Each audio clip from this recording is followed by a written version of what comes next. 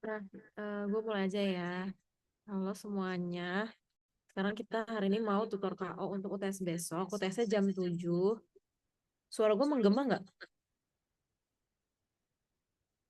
Apa harus, salah. Apa harus ada yang gue mute?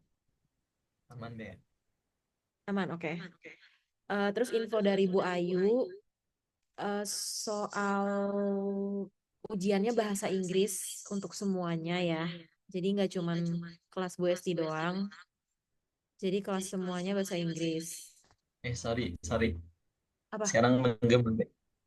Mendem Lu ya? double device ya? Iya, bentar. Kalau nggak gue suara dari iPad Satunya, aja, bentar. satunya di mute.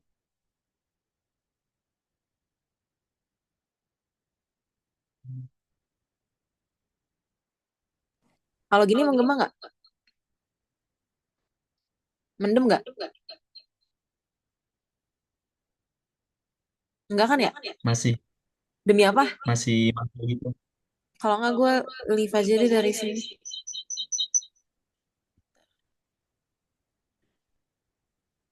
Nah kalau kayak gini mendem nggak suara gue? Aman, aman. Aman, oke. Screen gue kelihatan ya. Iya, jadi info dari Bu Ayu, soalnya bahasa Inggris untuk semua kelas. Jadi nggak cuman kelas Bu Esti doang. Dan kayaknya sih nggak ada cheat sheet. Biasanya nggak ada. Nah, sekarang gue mau ngebahas dulu, ngulang review dikit tentang apa namanya pemodelan sistem sama diagram blok dan akan ngebahas kuis dari kelas Payul.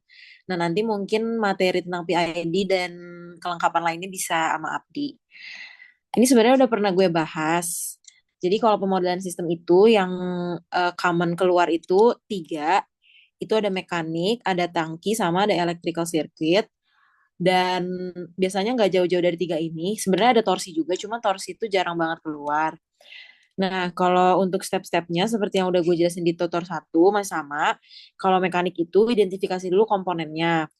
Identifikasi komponen-komponen dari mekanik tersebut, sistem mekanik. Ada apa aja, ada massa, pegas, ada damper. Terus tentuin juga variabel-variabel yang relevan. Variabelnya itu yang pasti ada perpindahan, terus turunan pertama dari perpindahan yaitu kecepatan, sama turunan kedua dari perpindahan yaitu percepatan. Nah, terus apa namanya peraturan pertamanya itu atau hukum yang berlaku itu adalah hukum ini nih hukum persamaan massa yaitu total gaya itu sama dengan M kali A yang kalau kita jabarin itu jadinya M kali A ditambah B kali V di mana B ini koefisien damper terus ditambah K kali X di mana K ini adalah koefisien pegas.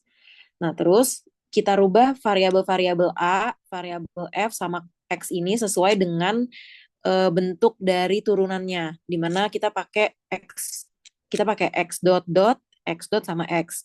Nah, buat apa kita rubah ke sini? Biar mempermudah kalian juga untuk menerapkan transformasi Laplace, karena step selanjutnya adalah transformasi Laplace. Nah, kalian udah tahu kan kalau misalnya transformasi Laplace dari X dot dot T itu jadinya S kuadrat XS. Terus kalau X dot T itu sama dengan SXS, sama kalau XT jadinya XS. Dan FT jadinya FS. Nah, terus kita juga identifikasi apa yang mau kita tinjau. Caranya eliminasi substitusi sampai jadi yang sederhana. Nah, eh, contoh soalnya untuk ini itu nanti dibahas sama Abdi karena ada contoh soal mekanik itu ada dari kuis kelasnya Bu Esti. Jadi di sini gue nggak lama-lama. Ya untuk yang mekanik, gue langsung ke sistem selanjutnya aja. Kalau sistem selanjutnya itu yang kedua tuh tangki, ini juga sering keluar biasanya.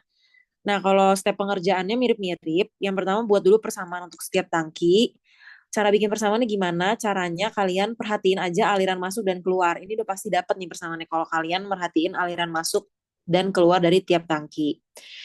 Terus abis kalian bikin persamaannya, kalian transformasi Laplace semua persamaannya dan kalian sederhanakan dengan cara substitusi atau eliminasi. Persamaan-persamaan yang ada di tangki itu yang penting itu ada dua ini karena ini adalah awal mula dan pastiin dua persamaan ini tuh udah kalian state di jawaban kalian kalau ada soal tentang tangki keluar. Kenapa? Karena ini dasarnya banget jadi kayak ini bare minimum nilai dari soal tangki. Persamaannya yang pertama itu adalah arus sama dengan arus sama dengan perubahan ketinggian dibagi R, di mana R ini adalah hambatan, di mana hambatan di tangki itu valve nih, yang ini R1, R2 gitu. Terus persamaan keduanya adalah C, kapasitas dikali perubahan ketinggian di turunan perubahan ketinggian dH per dt sama dengan perubahan dari arus gitu atau debit. Nah, terus Q besar itu sama dengan total debit yang masuk dan keluar dari suatu tangki gitu. Nah, persamaannya jumlahnya ada berapa, Kak? Jumlahnya itu sesuai dengan jumlah tangki yang ada di soal kalian. Misalnya ada 2 tangki, pasti persamaan awal itu ada 4. Kalau ada 3 tangki, persamaan awalnya ada 6. Jadi kalau misalnya kalian nanti ngerjain soal kayak gini, terus tangkinya misal ada 3, kalian persamaan awalnya cuman kalian bikin 4, itu udah pasti salah ya guys. Jadi perhatiin di setiap tangki itu biasanya persamaannya pasti ada 2, karena dari 2 persamaan inti yang aku udah sebutin. Nah, selanjutnya aku ngambil contoh aja dari tinjau tangki 1, karena cara untuk ke tangki 2 itu sama-sama aja. Yang dari tangki 1, Q sama dengan delta H per R kan. Nah, Q-nya itu apa? Q-nya itu eh, delta H-nya itu apa? Delta H-nya itu adalah perubahan ketinggian. Perubahan ketinggiannya berarti dari tangki 1 itu kan H1 dikurangin H2. Kenapa H1 kurang H2? Karena eh, arah bergerak arusnya itu dari tangki 1 ke tangki 2. Berarti H1 dikurang H2, ya kan? Terus dibagi R. R yang dilewatin sama Q1 apa? R1 kan jelas ya, udah dibagi R1. Itu persamaan pertama. Persamaan keduanya dari yang ini C DH per DT sama dengan Q besar. Di mana Q besar itu adalah total Q yang masuk ke tangki tinjauan. Jadi C1 untuk tangki 1, C1 DH1 per DT itu sama dengan Q. Nah, di mana Q-nya ini kalau kita jabarin adalah Q ini yang atas yang masuk dikurangin yang keluar gitu. Jadi Q dikurang Q1. Untuk tangki 2 sama aja caranya. Bedanya kenapa dia nol di sini? Karena perubahan ketinggian tangki 2 itu adalah dari dia setinggi ini ke ketinggian selanjutnya. Ketinggian selanjutnya kan nol nih. Makanya dia H2 dikurang nol dibagi R2. Terus kapasitasnya C2 tangki 2 DH2 per DT sama dengan Q1 kurang Q2. Kenapa Q1 kurang Q2?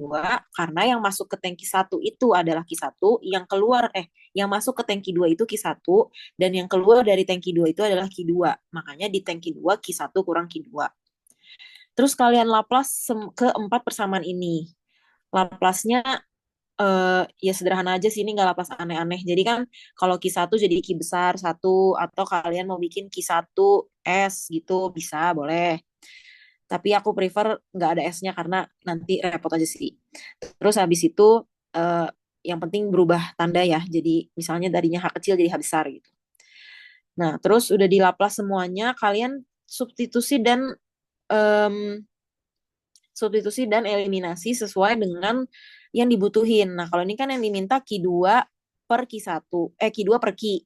Sementara variabelnya tuh ada 3, Q2, Q1, sama Q. Nah, berarti kan Q1 ini ganggu.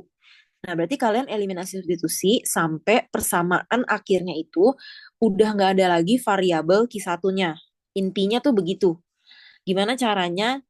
Biasanya dimulai dari kalian state dulu nih, Q1 sama dengan apa. Karena biasanya kalau udah Q1 sama dengan sesuatu, pasti di persamaan setelahnya tuh di sisi kanannya tuh nggak ada lagi tuh Q1-nya.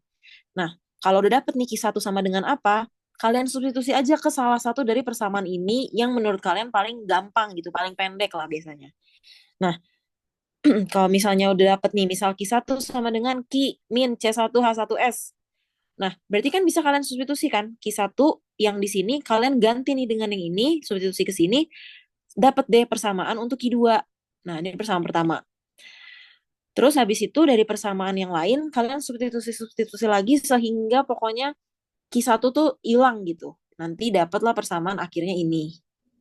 Nah, untuk step panjangnya itu nanti kalian baca di sini aja, di file nanti gue kasih, karena akan membuang-buang waktu kalau harus disubstitusi serinci itu. Tapi untuk persamaan ininya kalian udah paham nggak ini dari mana? Atau ada yang mau ditanya dulu nggak? Kenapa Kak bisa jadi kayak gini dari gambar tersebut gitu? Aman ya berarti? Kak mau nanya Kak. Oh, boleh. Mau nanya kan kalau fungsi transfer biasanya dari output dibagi input. Kan Iya. output sistem level cairan interaksi dua tangki kalau aku lihat tuh perubahan level cairannya. Tapi kenapa di fungsi transfernya Q2 per Q? Sebenarnya untuk nurunin fungsi transfer modern sistem itu eh, karena ini lebih ke tergantung request soal aja sih. Jadi kadang-kadang memang secara teori itu harusnya output per input. Cuman kadang-kadang tuh variatif aja gitu. Kenapa Q2 bisa jadi output? Karena bisa aja kita tuh sebenarnya mau ngontrolnya Q2 gitu. Maksudnya output itu nggak selalu keluaran dari satu sistem. Bisa aja nih dimintanya nanti Q1 per Q misalnya kayak gitu. Nah, karena dia maunya tuh variabel yang mau dia kontrol itu tuh Q1. Jadi output itu sebenarnya variabel kontrol. Jadi variabel kontrol misalnya kayak CV lah ya gue bilangnya variabel kontrol dibagi sama manipulated variabel gitu. Jadi kontrol variabelnya kalau di sini berarti dia mau kontrol Q2 yang dimanipulasi itu Q1-nya Q-nya gitu. Jadi secara teori dan secara misalnya kayak diagram blok gitu-gitu emang pasti dibilangnya output per input. Nah sebenarnya POV output itu tuh nggak selalu keluaran dari sistem, tapi apa sih yang mau kita kontrol dari sistem tersebut gitu. Output tuh maksudnya itu. Jadi bisa bisa bisa apa aja outputnya, tergantung variabel yang mau kita kontrol. Kalau misalnya ini Q2 per Q, berarti jelas dia tuh mau kontrol Q2 dengan memanipulasi Q1, dengan memanipulasi Q, sorry. Gitu. Bisa dipahami nggak? Kamu Kak, makasih Kak. Oke. Jadi tergantung soal aja ya. Kalau nggak dikasih, tanya aja sama pengawas. Nah, terus selanjutnya variasi yang lainnya electrical circuit. Ini harusnya sih yang paling familiar ya ke teman-teman semua karena persamaan listrik kan udah dari dulu ya dipajarinnya gitu. Jadi stepnya sama aja. Buat bikin persamaan, Laplace sederhanakan. Udah itu aja step-step ngerjainnya. Cuma mungkin yang berbeda adalah hukum-hukum yang berlaku. Kalau yang tadi itu di sini ada dua persamaan inti. Kalau di electrical circuit itu agak sedikit lebih banyak. Kenapa? Karena banyak nih komponennya. Ada resistor, ada induktor, ada kapasitor, bisa jadi gitu. Jadi yang berlaku tuh ada empat. Yang pertama hukum Kirchhoff voltage law di mana sigma dari tegangan dalam satu loop itu sama dengan nol totalnya. Hukum yang kedua yang berlaku hukum biasa V sama dengan dikali R, hukum Ohm. Terus yang ketiga itu VL atau voltage di induktor itu sama dengan LDI per DT. Jadi apa namanya nilai induktansinya dikali perubahan arus gitu DI per DT. Terus ini kalau di Laplace jadinya ini udah aku kasih juga cheat sheetnya di sini. Jadi S L I S sama VC itu integral dari eh, arus DT dikali di depannya ada seper C gitu. Kalau di Laplace jadinya ini. Terus kalian kerjanya kayak ngerjain RLE. Dibagi aja loop-loopnya per loop-loop. Misal kayak gini. Ini kan berarti ada loop satu, ada loop 2, ada loop 3 gitu kan. Persamaan di loop satu apa? Nah, yang berlaku kan KVL. Nah, KVL-nya diterapin dulu nih. Berarti total voltage-nya kan ada E in, terus dikurang VR satu dikurang VL satu sama dengan nol ya kan L. KVL kita cari nih.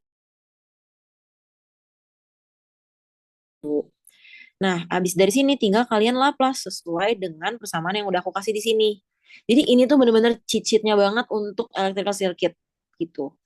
Jadi harus diingat, harus dipahamin, diingat, dihafal. Nah, terus kalau udah di Laplace, Laplace seperti biasa, I dikali R, terus ditambah ini L tuh jadi seperti yang udah aku kasih, jadi seperti ini, dapat persamaan pertama. Dapat persamaan pertama, pindahlah ke loop 2. Ke loop 2 sama aja cara ngerjainnya. Cuman mungkin yang perlu hati-hati itu yang sering salah biasanya di sini bagian ini nih. Bagian aku aku kotakin oranye aja deh.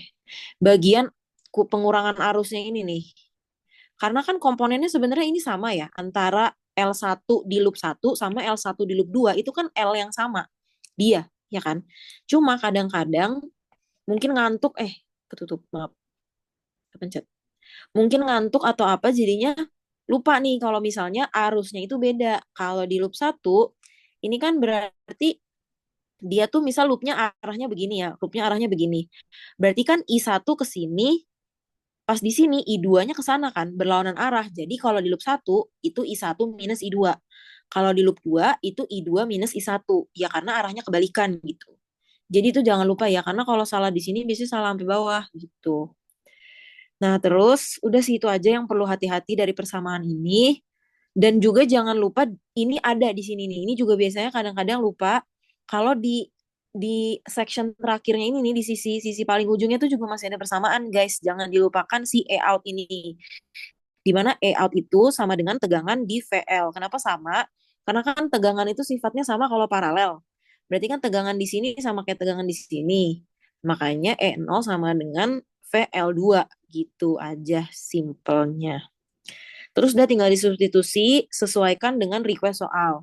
Kalau di sini requestnya kan E0 EO per EI atau E output per E input. Nah, berarti kalian harus apa namanya mengeliminasi variabel apa yang ganggu variabel I1 dan I2.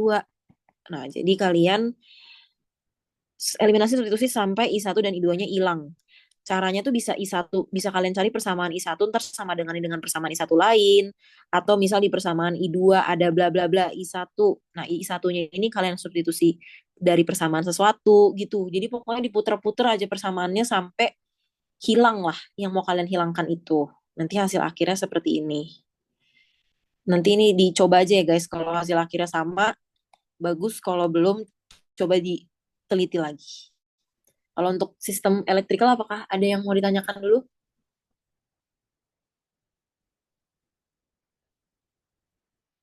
Aman ya berarti? Aman. Bisa, elektrikal paling mantap biasanya, paling itu-itu aja gitu persamaannya. Lanjut ke, aku review dikit materi diagram blok, habis itu aku bahas kuis kelasnya Payul ya. Nah, kalau diagram blok ini, sebenarnya kalian banyak banget caranya. Jadi satu soal itu penyederhanaannya tuh banyak jalan menuju Roma. Nggak cuma satu solusi, tapi persamaan akhirnya pasti satu. Jawaban akhirnya tuh pasti, hasil penyederhanaannya tuh pasti sama. Mau kalian apa duluan nih yang kalian sederhanain gitu. Yang perlu diingat apa? Ini sifat-sifatnya. Gimana kalau ini kan namanya take off point. Gimana kalau mindahin take off point ke belakang sini, ini dipindah ke sini tuh gimana sifatnya. Terus kalau mindahin summing point itu sifatnya gimana gitu.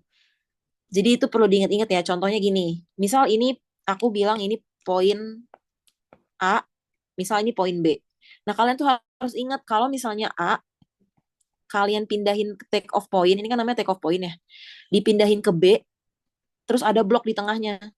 Ini jadinya itu kayak sifat yang ketiga nih. Pindah dia jadi dari yang tadinya dia, sifat yang keempat, sorry salah. Sifat yang keempat, sifat yang keempat itu dia pindah nanti jadi ada muncul G di sininya. Gitu. Berarti kan kenapa bisa muncul G kan karena di sininya kan satu kan kalau di soalnya kan. Tapi kalau misalnya di persamaan kalian ada angka ya ikutan. Jadi misalnya G jadi G dikali H gitu atau G di nih jadinya Y sama dengan G dikali U gitu. Jangan lupa ya. Ini aja patokannya tuh ini aja dan pinter-pinter kalian menyederhanakan aja. Jujur kuisnya bagus-bagus sih seingat aku yang ini. Cuma mungkin ada hal-hal yang kurang teliti aja. Aku langsung bahas soalnya aja ya. Mana ya soal kalian? Nah ini. Ini soalnya. Jadi sebenarnya stepnya tuh banyak. Bisa kalian ini kalian pindahin ke sini, ini kalian pindahin dulu ke sini, bisa. Ini kalian pindahin ke sini, bisa. Jadi banyak solusinya tapi hasil akhirnya sama. Kalau aku milihnya yang paling kelihatan dulu nih, yang gak double-double ini kan. Ini yang paling sederhana nih. Nah ini disederhanain dulu nih. Jadi ini kan hukumnya kan berarti kalau ada feedback kan berarti jadi G per 1 plus GH kan gitu kan kalau ada feedback ya kan. Jadilah dia. Nah kalian bikin ini aja itu tuh dapat nilai guys. Jadi untuk yang sederhana-sederhana kayak contohnya feedback itu diingat-ingat ya sifat-sifatnya. Jadi yang ini balik lagi ke soal yang ini feedback ke belakang sini kan dia, feedback nih minus, jadilah dia yang ini. Terus habis itu baru kerjain yang agak rumitnya yang di depan. Gimana caranya? Kalau aku milihnya itu karena kan sebenarnya kalau kalian perhatiin ya guys, yang ini itu kan sebenarnya loop sederhana kan. Ini bisa aja kalian loop kan. Tapi yang jadi problem di loop dalam ini tuh siapa? Ini kan ada si dia nih, ganggu nih si si feed forward ke depan sini. Ya itulah feed ke depan ini. Itu ganggu kan. Padahal sebenarnya dia bisa aja nih cuman looping begini nih. Ini doang. Nah, makanya ini yang aku pindahin pertama. Kalau aku milihnya gitu aja sih. Nah, ini aku pindahin ke depan. Nah, kalau dipindahin ke depan dia menjadi muncul nih jadi seper G2. Nah, banyak yang salahnya di kuis itu apa? Pas kalian mindahin G2-nya nih hilang kalian bikin. Jangan jangan guys. G2-nya tetap ada di sini dia nggak kemana-mana. Yang berubah itu yang kalian pindah aja. Kan yang kalian pindah tuh kan si ininya kan, si garis ini kan yang kalian pindah kan. G2-nya stay. Jadi pas kalian pindahin ke depan, yang berubah tuh muncul aja ada satu blok baru di sini seper G2 tapi G-nya stay di sini G2-nya. Oke. Nah, terus dia masuk ke summing point di sini. Ini nggak berubah. Terus, nah kalau kayak gini kan udah enak nih. Dia kan ini kan udah loop loop feedback sederhana kan yang ini kan. Nah, yang ini bisa nih kalian feedback. Jadi yang ini, nih yang ini itu kalau kalian lihat ini tuh berubah jadi yang ini, blok yang ini gitu. Jadi itu G2/1 tambah G2 H2 gitu kan. G1-nya diem. Pokoknya yang belum dikerjain tuh didiemin aja. Karena tuh kemarin ada yang sebenarnya kayaknya cara dia tuh udah bener waktu kuis. Cuman ngerjainnya itu kayaknya mungkin antara nggak ada waktu atau nggak sabar. Jadi dari yang seribet ini tiba-tiba langsung sisa begini. Jadi kayak sebenarnya bisa nih bener, cuman karena nggak sabar aja. Jadi pelan-pelan aja guys ngerjain diagram blok. Pelan-pelan aja ya, sabar, gambar gitu. Dari sini jadi feedback sederhana. Nah, jangan lupa pas digambar ulang ini ada feedback satu lagi, jangan ketinggalan sih H1-nya. Nah, ini kan kalau kayak ini tinggal sederhana. Ini tinggal dikaliin ke dia, ini kalian feedback, terus nanti hasil feedback ini dikali ini, jadi. Iya kan? Sederhana aja kita. Jadi, feedback dulu yang ini, hasilnya jadi seperti ini, terus kalikan yang ini, hasilnya jadi seperti ini.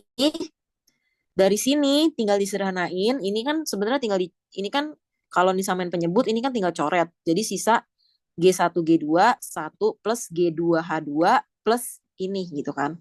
Ini tinggal senyadain biasa bisa lah. Sama ini pindahin aja. Lalu terakhir tinggal kalian kali. Nah, kalau udah dikali ntar ketahuan nih kalau ini tuh sebenarnya bisa dicoret.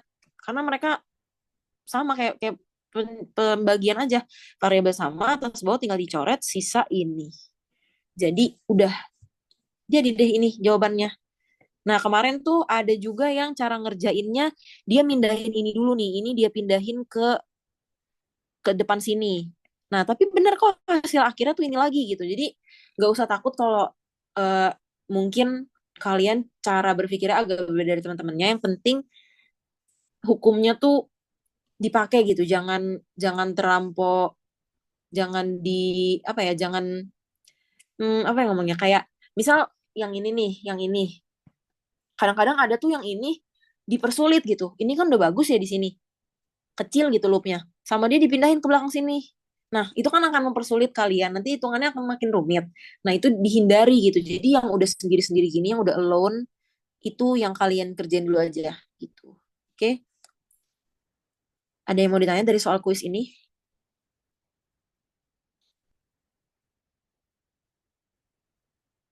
Aman ya? Penyederhanaan diagram blok. Oh iya, ada juga yang ngerjainnya dengan metode kalian state dulu nih V1 sama dengan apa kurang apa gitu. Terus V2 sama dengan apa kurang apa. Ini juga nggak apa-apa.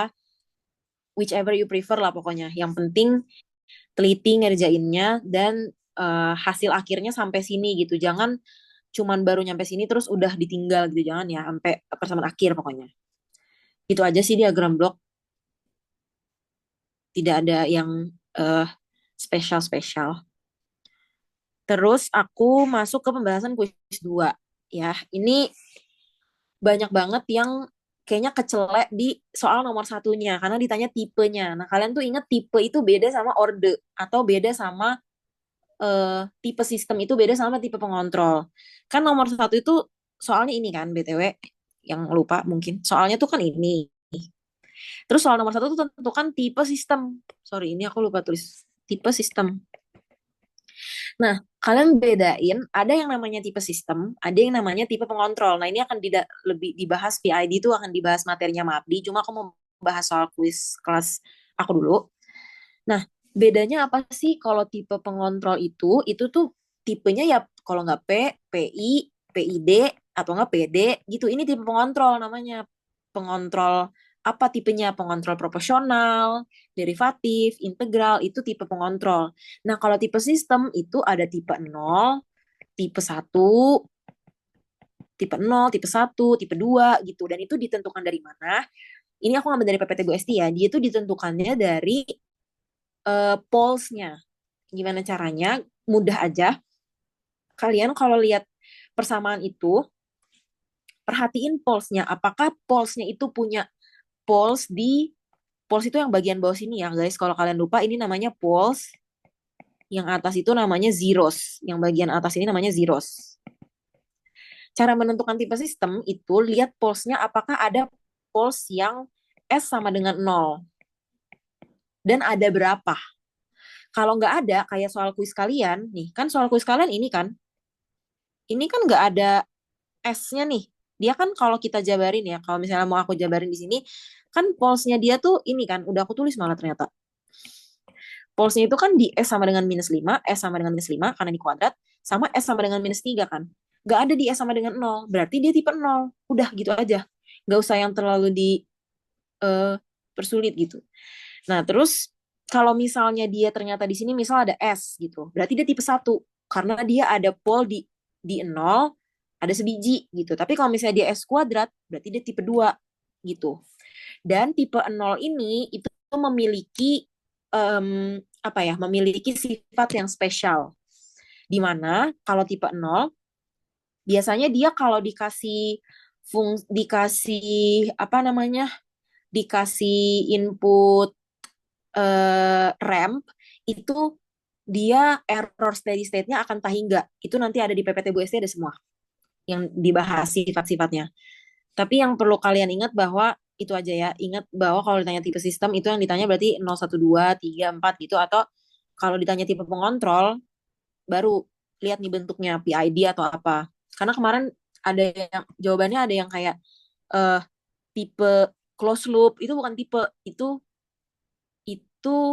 eh, bukan tipe intinya. Itu ya udah memang sistemnya close loop gitu. Ada yang mau nanya tentang tipe? Nanti aja kali ya. Mungkin di akhir kalau ada yang mau nanya. Nah, terus udah tipenya tipe 0.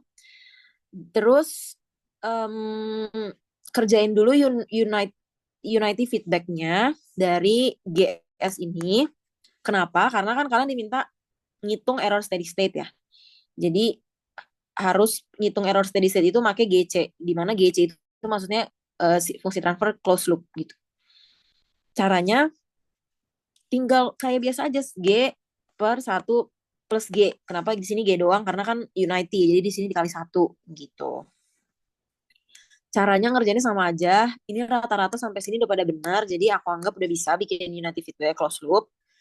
Baru dari close loopnya itu, kalian diminta untuk menghitung error steady state ketika step dikasih inputan step dan ketika dikasih inputan rem. Yang pertama inputan step dulu ya. Nah, kemarin koreksi dari Bu Ayu itu inget kalian itu suka lupa kalau GCS ini itu tuh belum dikasih input. Jadi kalau dikasih input, kalian perlu ingat bahwa GCS itu sama dengan CS per RS kan? Ya kan? Dimana ini tuh output dan R itu input kan? Jadi kalau kalian ngitung ngitung apa namanya? Ngitung error steady state dari persamaan GCS yang ini doang itu udah pasti salah karena harusnya dikalikan dulu ke input gitu dimana input itu ini berarti kan jadinya GCS sama dengan bla bla bla dikali R di mana R itu kalau step itu sepres Kalau ramp itu seper S kuadrat gitu. Nah, rumusnya ini, error steady state. Error steady state sama dengan limit S menuju 0, S dikali ES dengan ES sama dengan RS min CS. Nah, ini kalau dijabarin tuh jadinya gini, ES sama dengan RS itu, RS aja, dikurang CS itu sama dengan GCS dikali RS. Kalian banyak yang lupa kemarin ngaliin sama si RS-nya ini yang di belakang sini. Jadinya banyak yang salah di situ. Ini bisa kalian pindahin juga ke depan, jadinya 1 min GCS. Nah, kalau udah kayak gini kan tinggal dimasukin kan, RS-nya kan berarti tergantung inputnya apa, GCS-nya dari persamaan yang ini, gitu. Udah tinggal dimasukin aja, jadinya kayak gini. Terus, misalkan limit S menuju 0, dari S ini kan bisa dicoret nih. Udah tinggal masukin S-nya ke sini, nanti hasilnya kayak gini. Nggak apa-apa hasil ada K-nya, karena emang kita kan nggak dikasih tahu nilai K kan. Ya berarti udah expected gitu. Kalau hasil error steady state-nya bakal ada K-nya gitu, ada variabel K-nya. Gitu. Ini juga udah banyak yang benar. Terus kalau rem, nah di sini banyak yang terkecoh.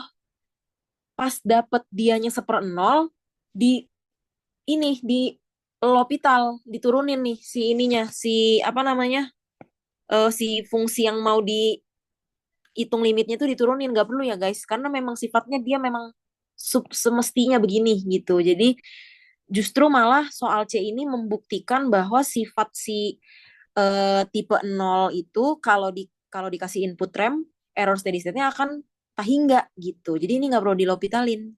Sama aja caranya kayak yang step, bedanya ini S kuadrat aja gitu. Oke. Terus kalau untuk soal 2 ini sebenarnya soal bonus kemarin.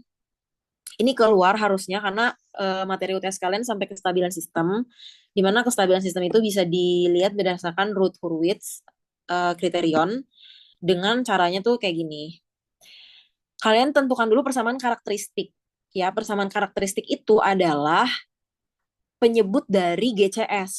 Jadi sebenarnya udah dapet nih di soal pertama ini. Cuman disederhanain aja, maksudnya dijabarin gitu. Kalau ini kan masih grup terorganisir gitu kan. Misalnya nih K dikali S kuadrat dalam kurung S kuadrat masih dalam kurungnya ini kan. Nah, kalian harus bisa dipecah biar dia tuh keluar semua gitu variabelnya. Jadi di dijabarin aja persamaannya kayak gini. Sampai nemu A AS3 ditambah BS kuadrat ditambah CS tambah D gitu. Pokoknya harus ada koefisiennya per orde gitu. Terus caranya gimana? Caranya kalian aku udah ngasih di sini sempat ada catatan deh kalau nggak salah waktu itu tentang Ruth Hurwitz. Gimana ya? Nanti aja deh, langsung dibahas aja. Jadi caranya yang ini itu kalian mulai dari koefisien S3. Jadi ini koefisien S3, ini koefisien S pangkat 3, ini koefisien S pangkat 1 gitu. Jadi yang baris pertama tuh koefisien-koefisien yang ganjil, baris kedua itu koefisien-koefisien yang genap. Koefisien yang genap berarti ini koefisiennya S kuadrat, ini koefisiennya S pangkat 0 gitu. Which is dia, 75 plus 6K. Terus cara ngerjainnya, ini tuh ada variabel kan di sini. Kalau kalian bilangnya B1 atau C1 gitu kalau kalian kemarin di kuis. Ini yang di sisi sini itu tuh ini dikali ini dikurang ini dikali ini dibagi ini gitu. Jadilah ini. Oke. Nah, yang belakangnya karena ini 0 nggak ada lagi, ya udah ini 0 aja biarin, tidak perlu dicari-cari yang tidak ada. Nah, terus dapat ini, terus yang S pangkat 0, nah ini sama dengan koefisien dari S0 aja, berarti kan dia nih, 75 plus 6K. Nah, lalu syarat dari root kriteria itu adalah kolom pertama dari tabelnya itu semua harus lebih besar daripada 0. Jadi kolom pertama dari ini harus lebih besar daripada 0 gitu. Cara ngerjainnya, kerjakan aja kayak nyari apa namanya garis bilangan gitu. Kalau kalian ingat materi SMA, garis bilangan kayak gitulah cara mencarinya. Jadi yang pertama yang sederhana dulu nih, cari dari 75 plus 6K nih, yang satu nih. 75 plus 6K lebih besar dari 0 gitu. Berarti 6K lebih besar daripada minus 75, berarti K lebih besar daripada minus 12 setengah. Gambar dulu nih, K lebih besar daripada minus 12 setengah gitu. Salah ya gue? Benar. Nah, terus ini gue gambar yang pertama yang ini nih. K lebih besar dari jadi 12 setengah, berarti kan daerah daerah yang kita terima tuh yang ini kan, yang ini. Gambar dulu. Terus dari yang kedua itu tuh yang ini yang agak lebih ribet. Nah, kalian bikin aja 55 plus 6K dikali 13 plus K dikurang 75 plus 6K lebih besar daripada 0. Penyebutnya kemana, Kak? Nah, penyebutnya itu kan sebenarnya kalau nilai lebih besar daripada 0, ini tinggal kalian kalian ke sini kan. Hilang. Ya udah nggak usah dipakai. Tinggal baris atasnya aja. Udah, terus tinggal di jabarin biar dapet nih dia jadinya ternyata persamaan kuadrat. Kalian kerjain pakai kalkulator, nyari akar-akar persamaan kuadrat, nemu kan K-nya nanti ada 2 nih. Nah, tapi kan sebenarnya kita nggak bisa langsung ngomong kalau misalnya jawabannya itu K lebih besar daripada minus 8,3, K lebih kecil daripada minus 12,9, misal gitu. Nggak bisa kan? Jadi kalian ini aja kalian bikin aja dulu garis bilangannya. Ini bikin garis bilangan, di sini minus 12,9, di sini minus 8,3. Terus kalian uji daerahnya. Ujinya gimana caranya? Misal contoh gini, ini kan minus 12,9, ini minus 8,3. Berarti angka yang ada di sini kira-kira itu kan misal berapa ya? 10 misalnya gitu, minus 10. Kalian masukin aja minus 10 ke persamaan ini, hasilnya lebih besar nggak daripada 0. Kalau misalnya nggak lebih besar, berarti kan ini bukan daerahnya. Ya udah didiemin aja. Terus tes lagi daerah sini. Berarti kan minus 12,9, minus 13 misal. Masukin aja pakai kalkulator lagi ke persamaan ini. Hasilnya ternyata positif nih. Berarti dia daerah yang betul gitu. Terus dicoba lagi di sini minus 7 misalnya. Kan di sini minus 7 nih, berarti kan ada minus 7. Kalian masukin lagi ke persamaan ini.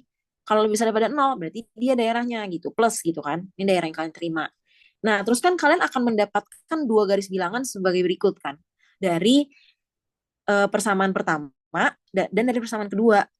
Kemarin itu udah banyak yang benar sebenarnya, dapat dapat nilai-nilai ini udah benar, cuma sama dia nggak dipilih yang mana nih daerahnya.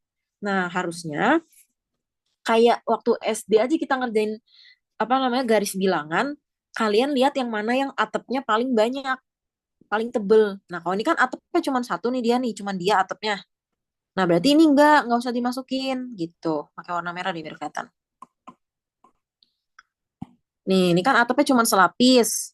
Berarti daerah ini nggak dianggap, udah nggak usah. Berarti ini salah. Terus yang ini, misal daerah daerah sini nih, ini kan atapnya, ini kan ada atap nih, tapi atapnya cuma satu lapis. Berarti daerah mi, minus 12,5 ke sini sampai 8,3 ini nggak masuk. Nih ke sini tuh nggak masuk nih, dari sini ke ini tuh nggak masuk. Nah, ini kan atapnya ada 2 lapis nih dia nih. Ya kan ada atap 1, atap 2, ya kan tebel atapnya 2 ada paling banyak. Nah, berarti inilah daerahnya apa? K lebih besar daripada minus 8,3. Jadi ini jawaban akhir dari berapakah range si Ruth Hurwitz-nya gitu. Ada yang mau bertanya nggak untuk soal ini? Karena yang ini kalian biasanya udah bener nyampe bikin ininya tuh bener, cuman di milih range-nya ini banyak yang masih terkecoh. Apakah bisa dimengerti cara cara milihnya? Apakah ada yang mau bertanya? Maaf ya kalau ada yang nanya di chat aku tuh.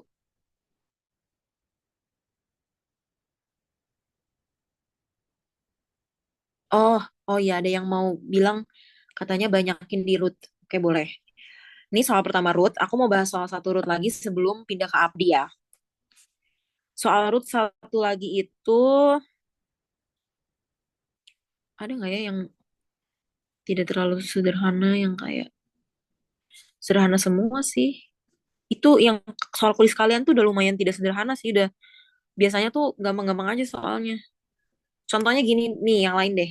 Walaupun ini sebenarnya masih lebih mudah daripada soal kuis kalian. Nah, kalau ini kan dia kayak gini nih.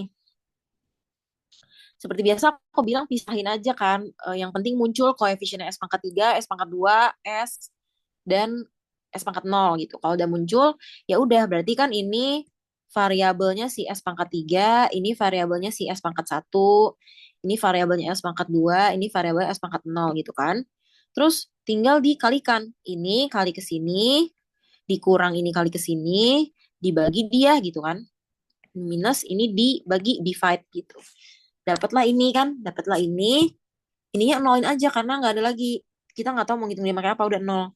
Terus ini 6K karena ini S pangkat 0 gitu. Terus ya udah tinggal dimasukin aja ke syaratnya, yaitu kolom pertama itu harus lebih besar daripada 0. Ini masukin aja lebih besar daripada 0, 5-nya seperti biasa dipindahin ke sana hilang. Jadi 20 plus 5K min 6K lebih besar daripada 0. Terus 20 lebih besar daripada K. Ini simpan dulu nih nilainya. Ternyata yang bawahnya pun itu cuman K lebih besar daripada 0. Nah, kalau kayak gini, ya udah tinggal digabungin aja. Kalau kalian bikin garis bilangannya ini kan berarti ini 0, ini 20, ya kan? Berarti kan 0 yang dia harus lebih besar, ini daerahnya. Terus 20, dia lebih kecil daripada 20 K-nya katanya. Nah, sama lagi kan milih atap yang paling tebal. Berarti kan atapnya yang ini doang nih, dari sini 0 sampai 20.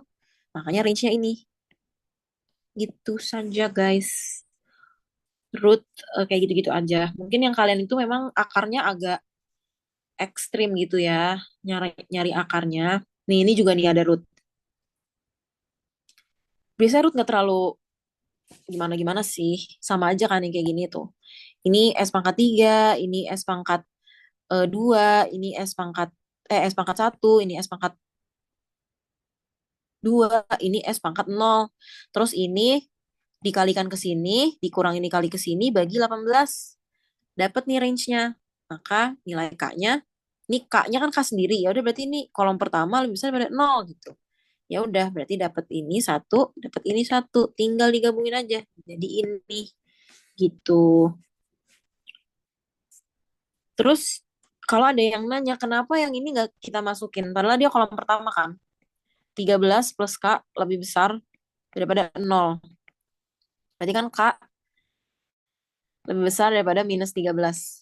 Sebenarnya kan terbukti aja kan. Kalau misalnya memang ini 13 nih di sini. Dia lebih besar daripada 13. Satu. Atopnya ini jadi ada 3 malah. Emang udah pasti dia yang paling tebal gitu. Jadi jawabannya dari sini. Minus 8,3. Gitu, Ruth.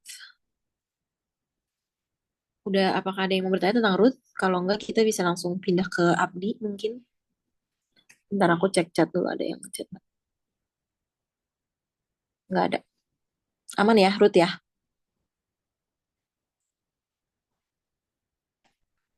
Sama aku ngasih. Nih, aku udah ngasih ini. Ini contoh untuk S pangkat 4. Karena bisa aja keluar S pangkat 4. Sama aja caranya, cuma nambah aja variabelnya gitu.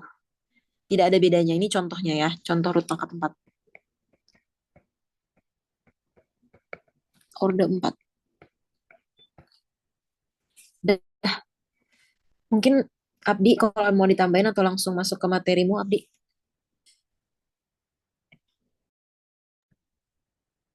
Oke, thank you, Be.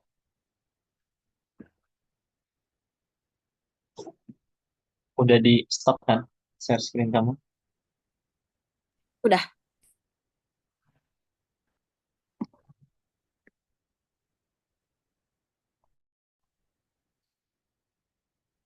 Hmm, hmm.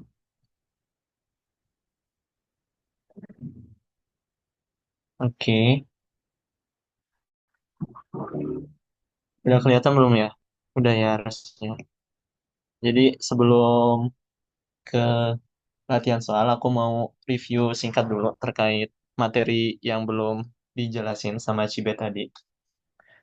Ada 3 ya, pre-analisis respon sistem, terus kestabilan root, dan PID ya. Tuh. Oke, jadi intinya analisis respon sistem itu sebenarnya kalian hafalin aja rumus-rumus ini. Nah ini, maximum overshoot, peak time, rise time, settling time, ini hafalin aja. Karena sebenarnya soal-soal analisis respons sistem tuh berkaitan dengan soal-soal lainnya gitu di bab lainnya. Jadi biasanya tuh buat menyelesaikan hasil akhirnya tuh baru kita analisis respons sistemnya. Sebelumnya tuh mungkin kita harus sederhanakan diagram bloknya dulu, terus misalnya analisis kestabilan dan lain-lain. Intinya kalian wajib hafal keempat parameter ini. Soalnya kata Cibe tadi nggak ada cheat sheet. Tuh, oke. Oke, aku mau bahas bab kestabilan dulu. Nah, jadi dalam problem control itu, kestabilan tuh bisa dibilang salah satu hal terpenting gitu. Karena kita kan mau mengontrol kan dalam suatu sistem yang ingin dikontrol pasti pengennya tuh stabil gitu. Nah, seperti yang udah teman-teman pelajari juga, kondisi stabil itu ketika si closed loop pulse-nya itu berada di sebelah kiri sumbu imajiner kan. Nah, jadi ada tiga kriteria, stable, critical, stable, dan unstable gitu.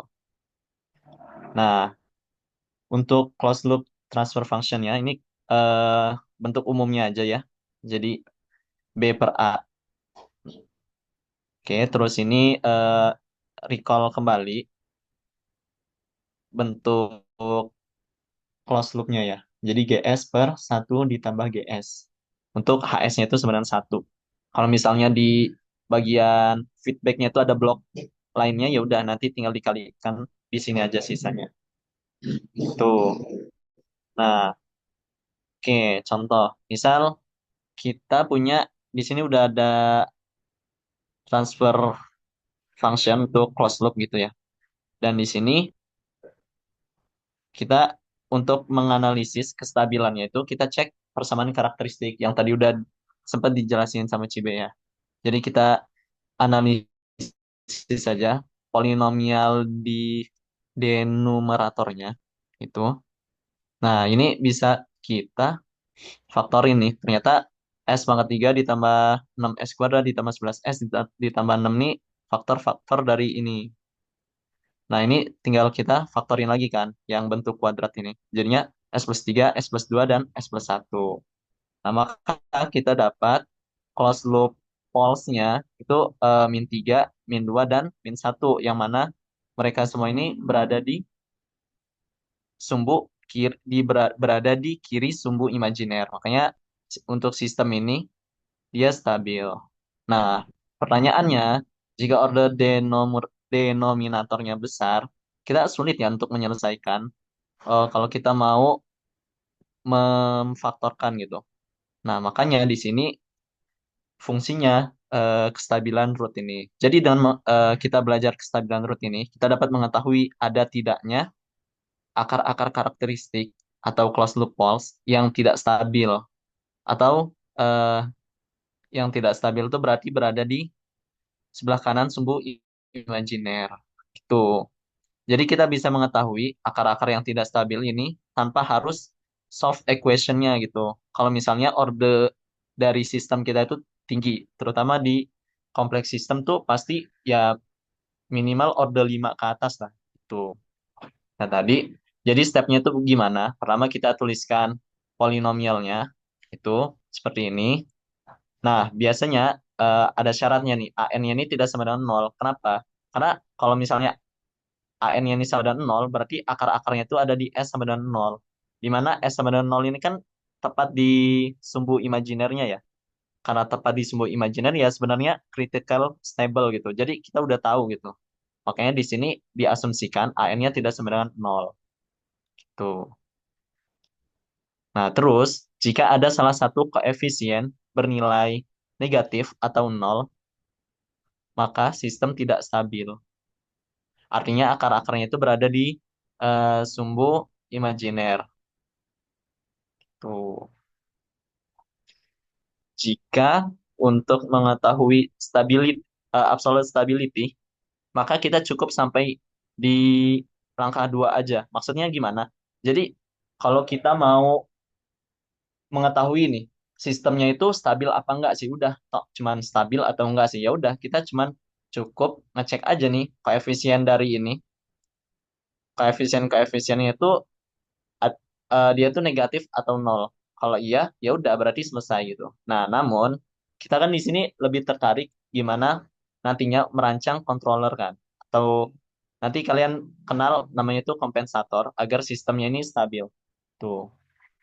Nah, di sini bentuk umum dari polinomial karakteristik ini itu bisa dibuat sebagai kombinasi linier dari ini, dari faktor linier dan kuadrat gitu. Nah, gimana caranya supaya berada di eh, nilainya itu negatif ya, atau di sumbu kiri, di kiri sumbu imajiner. Nah, caranya itu gimana? Ya udah kan, kita berarti ini maunya itu A-nya negatif. Ya udah berarti di sini nilai A-nya harus positif kan? Karena nanti S plus A sama dengan nol, nanti kita dapat S-nya sama dengan min A. Yang mana min A berarti di kiri sumbu imajiner. Nah, terus untuk yang bentuk kuadratnya juga sama. Berarti agar dia di kiri, B dan C-nya itu harus positif juga. Nah, makanya nih dari sini bentuk umum polinomial ini agar kita itu tahu gitu. Jadi tanpa harus menghitung, kita bisa ngelihat aja dari bentuk polinomialnya. Oh, ternyata A0, A1, dan seterusnya nih, koefisien-koefisiennya itu harus positif. Tuh, karena perkalian dari ini kan A-nya lebih dari nol kan, positif. B dan C-nya juga positif kan. Otomatis nanti kalau dikaliin seperti yang ini tadi, maka koefisien-koefisien dari polinomialnya ini wajib positif juga. Nah, tapi bukan berarti kalau kalian ngelihat bentuk polinomial gitu dan koefisien-koefisiennya positif, dia itu pasti stabil. Enggak. Ini tuh baru sebagai syarat cukup. Nah, contohnya aja ya, di pemodelan sistem. Ini ada sistem massa, pegas, dan damper kan. Nah, bentuk fungsi transfer umumnya kan gini nih. 1/ms² ditambah bs ditambah k. Nah, kalau kalian cermati, ini tuh semuanya positif kan. Nah, gitu. Jadi salah satu kriterianya nanti nih ketika kalian em, membuat analisis sistem, kalau misalnya hasil dari fungsi transfer kalian ms², ternyata di sini itu min. Oh, itu kalian harus udah curiga gitu. Oh, berarti ada yang salah di perhitungan sebelumnya. Karena agar stabil, koefisien-koefisiennya itu harus positif gitu. Oke, next, lanjut. Nah, terus gimana langkah selanjutnya? Tadi yang udah dijelasin sama Cibe juga. Jadi ini umumnya aja kita punya ini tabel kriteria. Intinya itu yang kolom pertama itu kalian jadikan sebagai pivot. Tuh. Nah, terus misal di sini dua dua ini tuh dijadikan sebagai basis lah. Tuh. A0, A1, A2, A3, A4, A5 dan seterusnya itu udah diketahuin di polinomial karakteristik kita. Jadi kita buat seperti ini, kayak selang-seling aja. Ini A0, A1, A2, A3, dan seterusnya. Nah, B1 itu gimana? Berarti B1 itu nanti ya udah tinggal ini kali ini dikurang ini kali ini dibagi ini lah. Ya kalian juga harusnya udah belajar ya dan udah paham. Pokoknya nanti hasilnya itu dapatlah sampai S pangkat 0 gitu. Lanjut aja. Oke, ini nggak perlu ya, nggak perlu sih. Nah, ini yang penting, special case. Jadi, ada beberapa kondisi khusus. Kalau di ujian itu, aku belum pernah ngelihat soal-soal yang ada kondisi khusus seperti ini. Tapi ya di ya kita jaga-jaga aja gitu. supaya kalau misalnya muncul kasus kayak gini tuh kalian minimal udah pernah tahu gitu.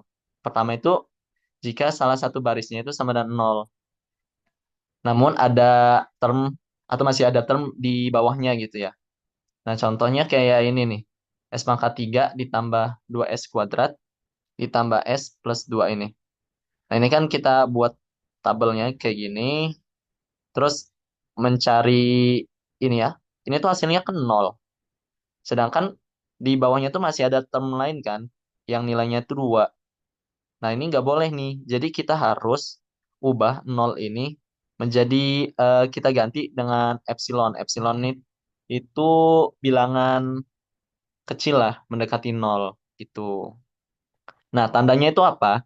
Jadi kita juga bisa ngelihat nih kayak sifat sistem kita itu seperti apa dari koefisien-koefisien di kolom pertama ini. Jadi ketika tidak ada perubahan tanda, ini kan semuanya positif ya.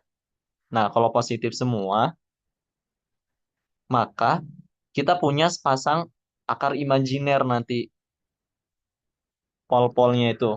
Ada sepasang akar imajiner. Nah, contoh lagi ini. Ini kan kalau kita faktorin hasilnya ini ya, S min 1 kuadrat dikali S plus 2.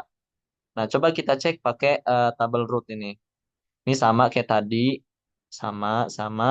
Nah, ini kan ada nol nih, maka ini harus diganti kan pakai epsilon. Ya udah, terus kita cari koefisien yang ini dan yang paling bawah gitu. Nah, di sini kan lihat bedanya dengan yang pertama. Yang pertama itu tidak ada perubahan tanda kan, semuanya positif. Tapi di sini ada positif, positif, terus negatif nih di sini. Terus kembali lagi ke positif. Nah, ada dua pergantian tanda. Tandanya itu apa? Ada dua pol di sebelah kanan sumbu imajiner. Tuh. Ini mungkin kalian nggak detailnya itu nggak dipelajarin sih di kelas. Ini tuh aku baca di Ogata ya. Ogata ya? Iya, Ogata. Oke, lanjut. Jika special case yang kedua itu jika semua koefisiennya itu nol. Jadi dalam suatu baris ini tuh ada yang nol semua, maka kita harus membuat polinomial pembantu. Nah, polinomial pembantu ini didapat dari koefisien dari baris sebelumnya. Nah, berarti dari baris ini kan. Nah, ini tuh kita jadikan polinomial nih. Jadi 2S pangkat 4 berarti ditambah 48 S kuadrat min 50. Tuh. Nah, untuk mencari koefisien dari yang baris S pangkat 3 ini, kita punya 8S pangkat 3 ditambah 96S. Tuh, ini disubstitusi aja, baru sampai ke bawah-bawahnya tinggal eh, dicari aja gitu. Nilai dari A1, A2, B1, C1 itu. Oke, kurang lebih itu aja review untuk kriteria kestabilan. Jadi untuk contohnya biar sekalian aja. Oke, kita lanjut ke pengontrol PID. Sampai sini dulu ada yang mau ditanyain nggak?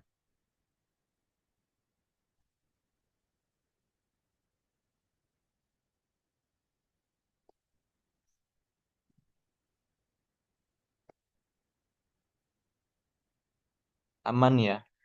Oke, kita lanjut pengontrol PID. Jadi seperti namanya, PID kita bahas satu-satu dulu. Proporsional. Jadi proporsional ini sinyal kontrol itu sebanding dengan error saat ini. Nah, untuk sinyal kontrolnya tuh UT, berarti persamaannya tuh KP dikali ET gitu.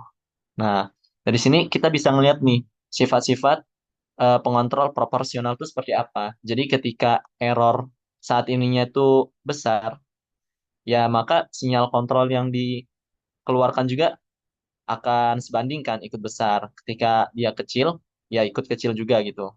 Dan ketika errornya itu nol, maka ya udah sinyal kontrolnya juga nol seperti itu. Nah, dari sini kita bisa ambil kesimpulan kalau proportional control itu dia bagus untuk mempercepat respons sistem. Tapi kendalanya itu apa? Dia akan terdapat error steady state gitu. Nah, kalau misalnya ini dijabarin, pokoknya di sini ada diagram, terus ya udah ini mah tinggal penurunan rumus aja. Nanti bisa didapat di sini error steady state-nya per K plus 1. Jadi, seberapapun lamanya kita mengontrol, ini akan selalu ada eh, nilai K-nya ini. Jadi, dia terdapat offset gitu. Nah, terus integral. Jadi, integral ini sinyal kontrol akan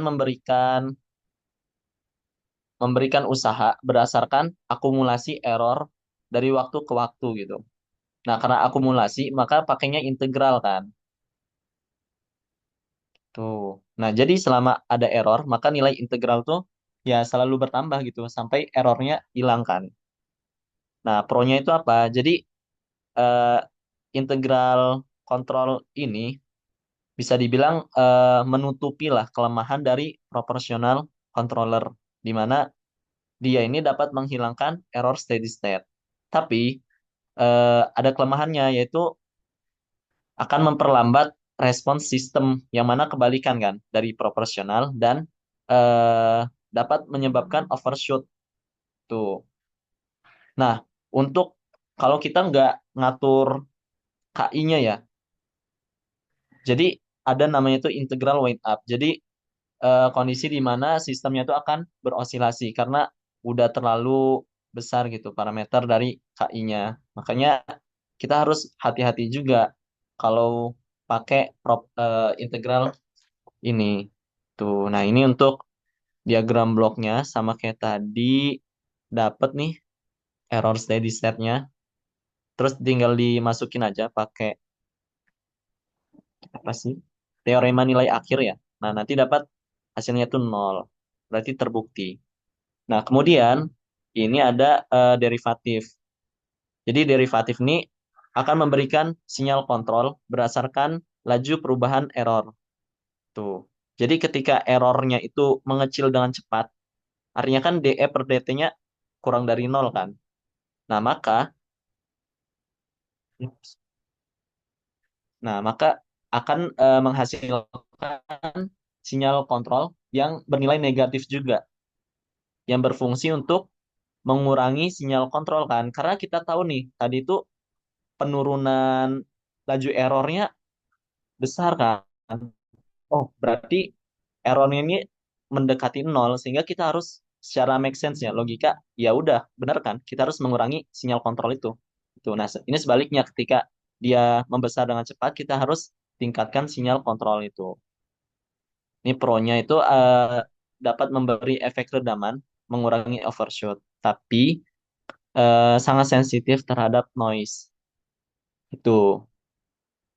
Nah, tadi kita udah review masing-masing tipe controller. Biasanya, satu jenis controller itu tidak cukup digunakan untuk eh, me, apa ya, mencapai kinerja sistem yang kita inginkan, sehingga kita perlu menggabungkannya. Makanya jadi PID. Ini tinggal dimasukin aja sinyal kontrol proporsional, integral, diferensial. Terus ini tinggal masukin seperti ini. Oke. Nah, ini hasil fungsi transfernya. Tuh, kalian juga udah belajar harusnya. Nah, masalahnya ini kan kita harus menentukan nih menuning istilahnya tuning parameter PID, KP, KI, KD atau bentuk lainnya itu biasanya TI sama TD gitu. Itu tergantung gimana nantinya. Nah, gimana caranya untuk kita tuning PID parameter? Tuh. Nah, di sini kalian udah belajar Ziegler Nichols kan? Nah, ini pentingnya kita belajar Ziegler Nichols karena untuk sistem yang kompleks, terutama di industrial ya, model sistem itu tidak dapat diketahui secara 100% gitu. Bahkan sistemnya itu ya abu-abu istilahnya ya. Maka di sini metode Ziegler-Nichols digunakan untuk sebagai tebakan awal kita. Parameternya tuh kira-kira berapa sih sebelum kita nanti tuning eh, kembali atau fine tuning ya istilahnya. Nah, jadi dari bapak-bapak ini tuh ada dua metode pendekatan. Pertama, mengambil data respons sistem terhadap input step-nya. Tuh. Jadi sistemnya ini yang kita nggak ketahui modelnya 100%, kita kasih aja nih sinyal step. Tuh. Nah, nanti hasilnya itu biasanya ya berbentuk S-curve gitu. Jadi di sini kita zoom, jadinya gini nih. Dari sinyal yang diberikan, terus kita melihat ya outputnya ini, oh ternyata ada beberapa yang bisa kita amati. Pertama itu di sini ada terjadinya delay. Nah, delay time itu pasti untuk sistem real pasti ada delay time, nggak mungkin nggak. Kemudian di sini ada istilahnya tuh time constant ya. Waktu sistem tuh mencapai kalau nggak salah itu 63% dari nilai akhir gitu. Nah, dari dua parameter utama ini, makanya kalian dapatkan tabel Ziegler-Nichols. Tuh, ini untuk eh, tipe controller P itu ini rumusnya, terus ini PI ini dan PID ini. Hafalin aja. Siapa tahu bakal keluar nanti. Tuh. Nah, bedanya apa sama bentuk fungsi transfer sebelumnya? Di sini ada pengaruh dari time delay ini. Tuh, jadi ada komponen dari time delay, sedangkan yang bawahnya sama kan. Itu. Ini untuk metode pertama. Nah, metode kedua itu menggunakan komponen proporsional terlebih dahulu. Jadi kita nggak usah pakai KI dan KD-nya atau TI-nya itu dibuat tak hingga TD-nya dibuat nol. Tuh, jadi kita akan menaikkan nih secara perlahan KP sampai kita mendapatkan nilai kritis. Nah, nilai kritis ini apa? Nilai kritis ini adalah saat kita amati bahwa sistem itu udah berosilasi secara konstan gitu. Jadi kita amati sampai akhirnya dia ya udah gini. Awalnya kan mungkin gini ya. Gimana ya? Ya mungkin gini nih awalnya. Set lebih jadi besar atau mungkin sebaliknya. Jadi dia mengecil kan. Tuh. Nah, dibuat sampai akhirnya konstan kayak gini. Nah, nanti ini dapat tabelnya. Ini kalian hafalin juga. Siapa tahu keluar. Oke. Nah, nanti dari model sistem ini itu kita bisa mencari nilai KCR. KCR tuh apa ya? Konstanta kritikal ya berarti. Dan omega CR-nya. Omega CR tuh berarti ya nilai radian waktu kritikal itu ya. Dan substitusi S sama dengan J omega. Nah, ini kenapa kita substitusi J omega? Ya karena kan kalau diamati ini kan udah apa ya, berosilasi kan. Yaitu kalau di sumbu imajiner berarti dia tepat nih, berada di perpotongan antara yang daerah stabil dengan tidak stabil gitu. Makanya di sini kita substitusi S sama dengan J omega. Tuh, nanti dari sini kita dapetin P-nya itu 2pi per omega. Tuh. Oke, ini untuk review PID-nya. Mungkin sampai sini sebelum kita bahas soal, ada yang mau ditanyain nggak?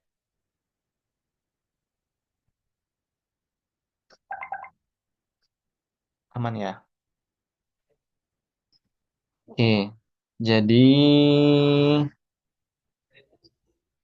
ini sih. Bentar.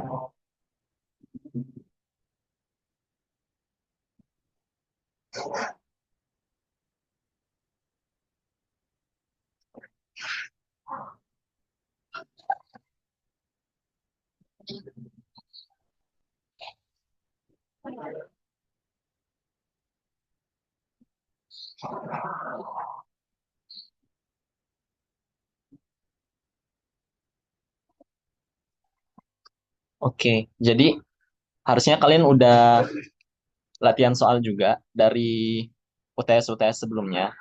Kalau aku perhatiin itu, untuk yang PID ya, itu biasanya hanya mencari range, range dari nilai K-nya ya, dari mencari tabel kestabilan root itu. Nah, di sini aku nemuin soal dari Ogata yang menurutku itu menarik sih, karena beneran kita itu mencari parameter Ziegler-Nichols-nya seperti itu. Nah, di sini bisa dilihat, aku juga belum ngerjain, jadi kita sama-sama kerjain aja bareng-bareng. Jadi di sini ada fungsi transfer PID seperti ini. Kemudian ini bentuk diagram bloknya ya. Oke. Nah, di sini kita perlu menentukan gitu parameter PID-nya itu. Nah, ini parameter KP, TI, TD menggunakan ini pengetahuan yang udah kita ketahui sebelumnya. Entah pakai yang pertama atau kedua gitu. Nah, yang bakal kita pakai itu yang pendekatan kedua. Kenapa? Karena di sini kita nggak tahu delay time-nya kan. Jadi coba kita kerjain aja. Basic banget yang pasti kita perlu cari closed loop transfer function ya kan. Sama dengan berarti GC dikali per S, S plus 1, S plus 5 per 1 ditambah ini semua ya. Nah, kan GC-nya tadi apa? PID kan?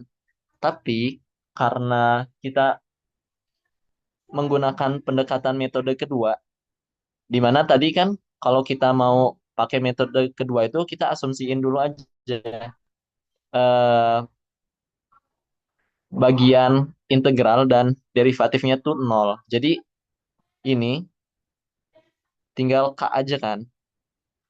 K per ini dibagi 1 ditambah K kali ini. Nah, ya udah ini tinggal disederhanain aja. Hasilnya K per S, S plus 1, S plus 5 ditambah K. Tuh, kita ini S kuadrat, S kuadrat ditambah 6S. Berarti S pangkat 3 ditambah 6S kuadrat ditambah 5S ditambah K. Kan? CS per RS. Oke, nah dari sini ini kan kita tinjau kestabilan root. Tinjau kestabilan S pangkat 3, S kuadrat, S pangkat 1, S pangkat 0. Jadi 1, 5, 6, K.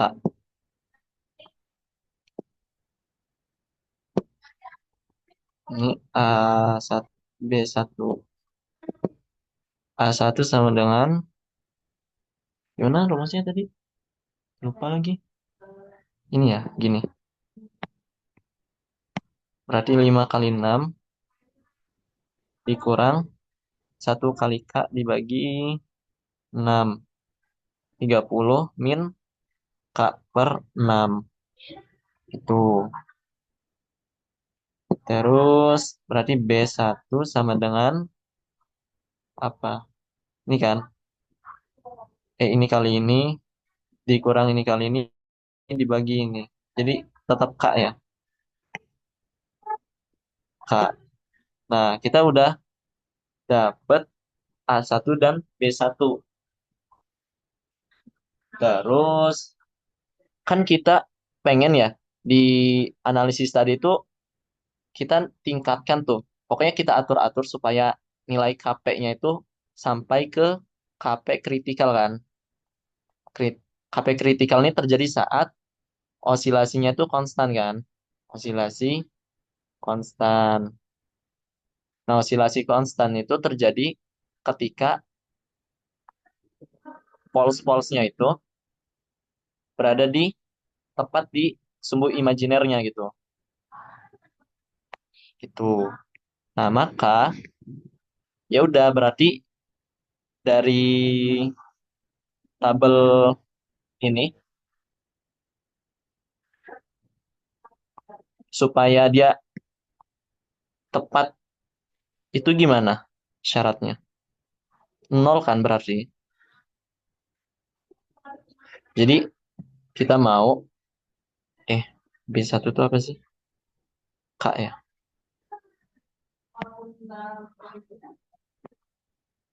Yang pakai yang ini aja. Berarti kita mau nih yang A1-nya itu sama dengan nol supaya dia nih tepat berada di kestabilan ini nih.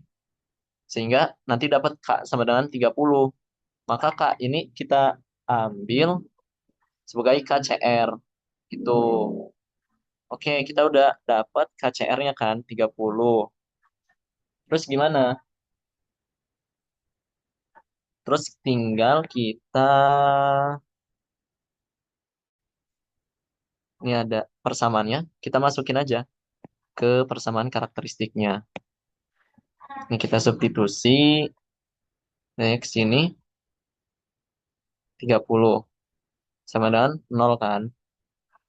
Itu. Nah, saat kondisi ini terjadi itu saat apa? Ketika S-nya itu sama dengan plus minus J omega kan? Misal kita ambil aja J omega deh. Itu. Ya udah ini kita substitusi. Berarti J omega pangkat 3 ditambah 6 kali J omega kuadrat 5 kali J omega ditambah 30 sama dengan 0. Tuh, ini tinggal disederhanain aja. Ini jadi 6 min, min 6 omega kuadrat plus 30. Ini kita satuin yang mana yang bagian real dan bagian imajinernya. Itu. Bener nggak sih? Bener kan ya? Tambah C omega 5 dikurang omega kuadrat sama dengan 0. Itu. Nah, dari sini kan ini kita bisa dapetin frekuensi osilasi itu kan. Ini dia. Berarti 6 omega kuadrat ditambah 30 sama dengan 0. Dari sini kita dapat omega akar dari 30 per 6 atau akar 5 radian per sekon. Nah, kita udah dapat nih nilai dari omeganya. Kita bisa pakai itu buat nyari parameter-parameter ini. Nih tadi rumusnya. P. P itu rumusnya kan 2pi per omega CR. Udah, berarti tinggal kita substitusi aja kan. P sama dengan 2pi per akar 5. Nanti dapatnya sekitar 2,8 lah, 2,8.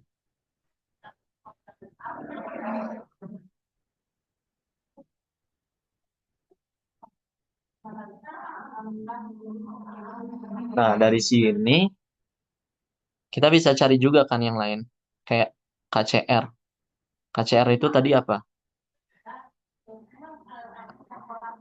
KCR tadi berapa sih? 30 ya, ini nih. Oh iya, 30. KCR-nya kan 30. Berarti kita bisa cari tabel nilai dari tabel yang lain nih, dari sini. Tuh. Eh, sorry. Pokoknya di substitusi aja ke sini. Nanti dapat nilai-nilainya. Substitusi. Sih. Nah, gitu. Jadi, kebayang kan gimana caranya mencari parameter pengontrol menggunakan Ziegler-Nichols ini.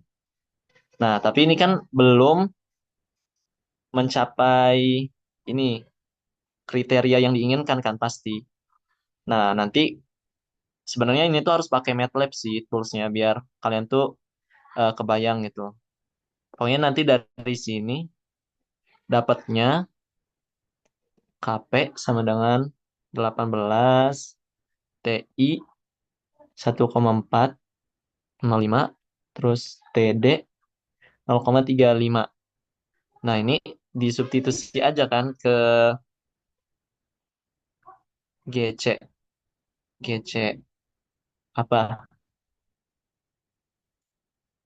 persamaan umumnya? 1 ditambah 1 per TI S ditambah TD S. Yaudah ini tinggal substitusi nanti dapat fungsi transfer controllernya. Itu S 6,23 6,32 S ditambah 1,42 kuadrat. Nah, ya udah berarti kita punya hasil akhirnya gimana? Tinggal masukin lagi kan ke sini nih. Masukin ke sini. Tinggal kita ganti GC-nya pakai yang ini. Nah, nanti udah dapet nih bentuk akhirnya udah dapat ya. Nah, itu tinggal kalian simulasiin pakai MATLAB, pakai fungsi step buat ngelihat respon terhadap fungsi stepnya itu gimana. Pasti nanti hasilnya ya mungkin gimana ya? Mungkin ya masih berosilasi. Nah, itu tinggal kalian fine tuning. Tapi yang pasti nilai fine tuningnya itu nggak bakal jauh-jauh dari parameter Ziegler-Nichols ini. Tuh, ya semoga kebayang ya gimana cara nyari parameternya. Oke, sampai sini ada yang mau ditanyakan dulu nggak?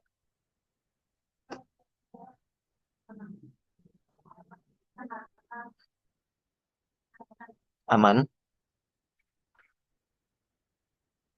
Oke, aman ya.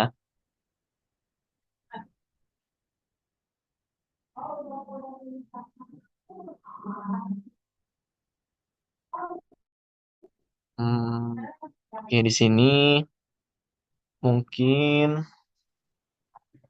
bahas beberapa latihan soal lagi. Jadi ini tuh ya latihan soal aku semester lalu. Jadi ngambilin dari soal-soal di kulkas. Ada beberapa yang ada jawabannya. Tapi kebanyakan tuh nggak ada jawabannya. Terutama untuk soal-soal yang udah lama gitu. Oke, aman.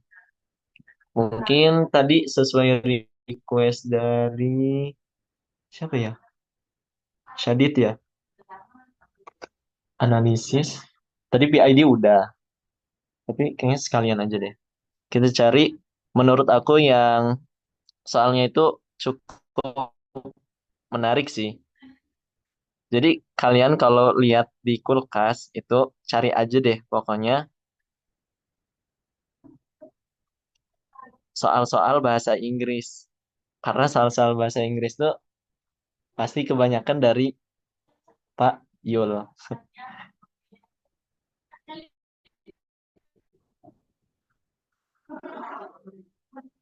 Mana ya? Ini? Enggak sih.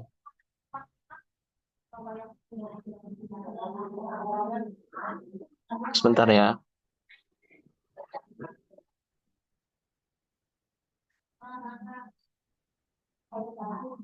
Biasa sih.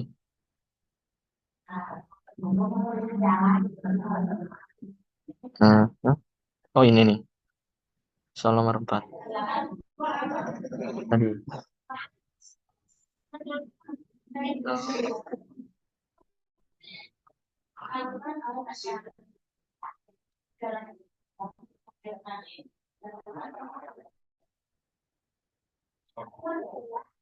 Hmm.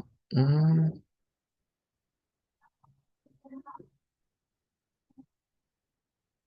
Ini aja deh.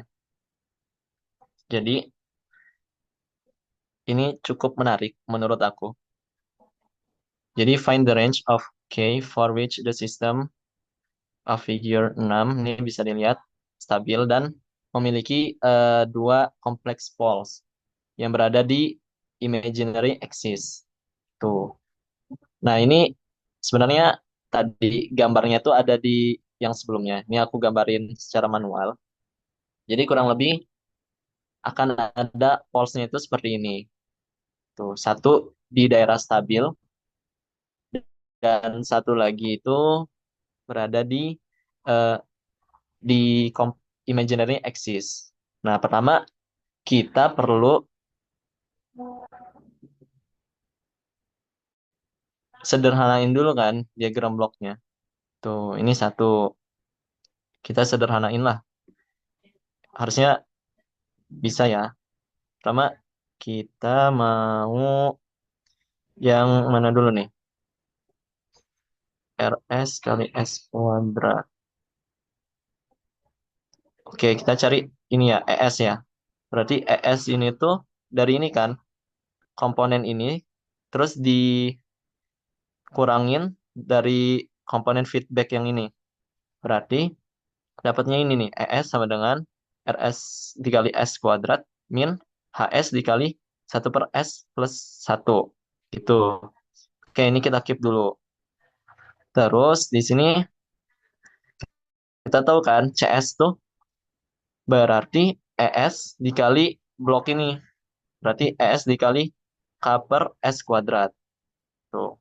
BS. BS tuh eh, ini kalian definisiin aja biar mempermudah aja sih. Nah, BS itu berarti apa? Ini kan yang masuk ke sini nih. Berarti ES dikali blok ini kan. Makanya ES dikali 2 per S. Gitu. Nah, HS itu kan penjumlahan dari ini nih. Dari CS ditambah BS kan. Ya udah nih, berarti HS sama dengan BS ditambah CS.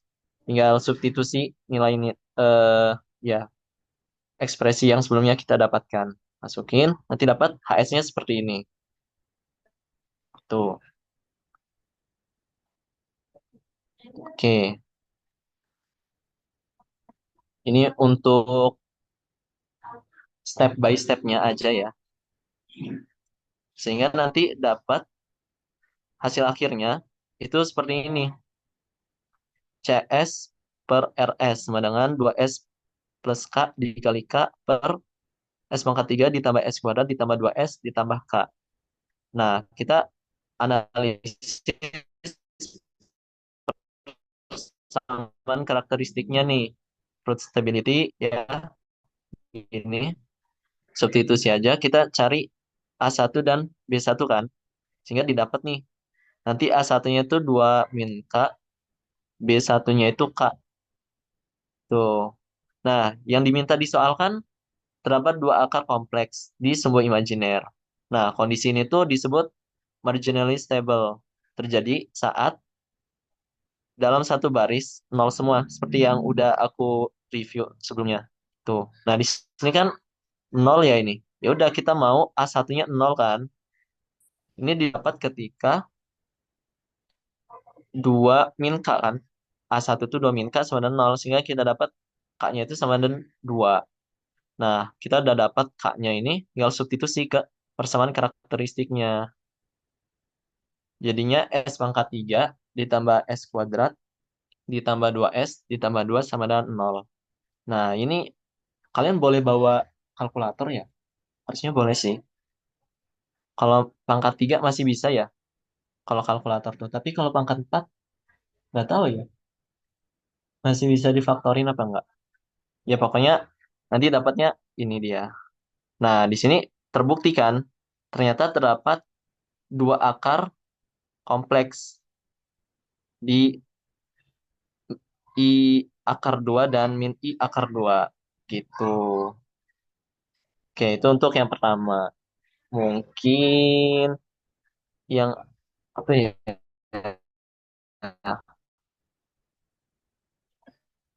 Wait ya. Ah, ini susah. Ini nanti mungkin bakal aku kirim juga file ini. Tapi ini tuh filenya berantakan karena memang buat belajar sendiri. Jadi ngedrill soal-soal UTS tahun-tahun sebelumnya. Dan ada beberapa juga yang belum selesai, ada juga yang kayak bingung.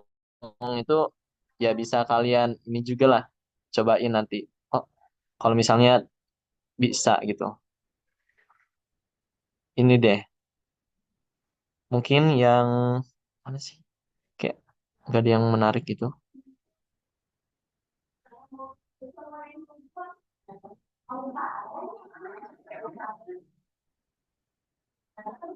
Sama aja.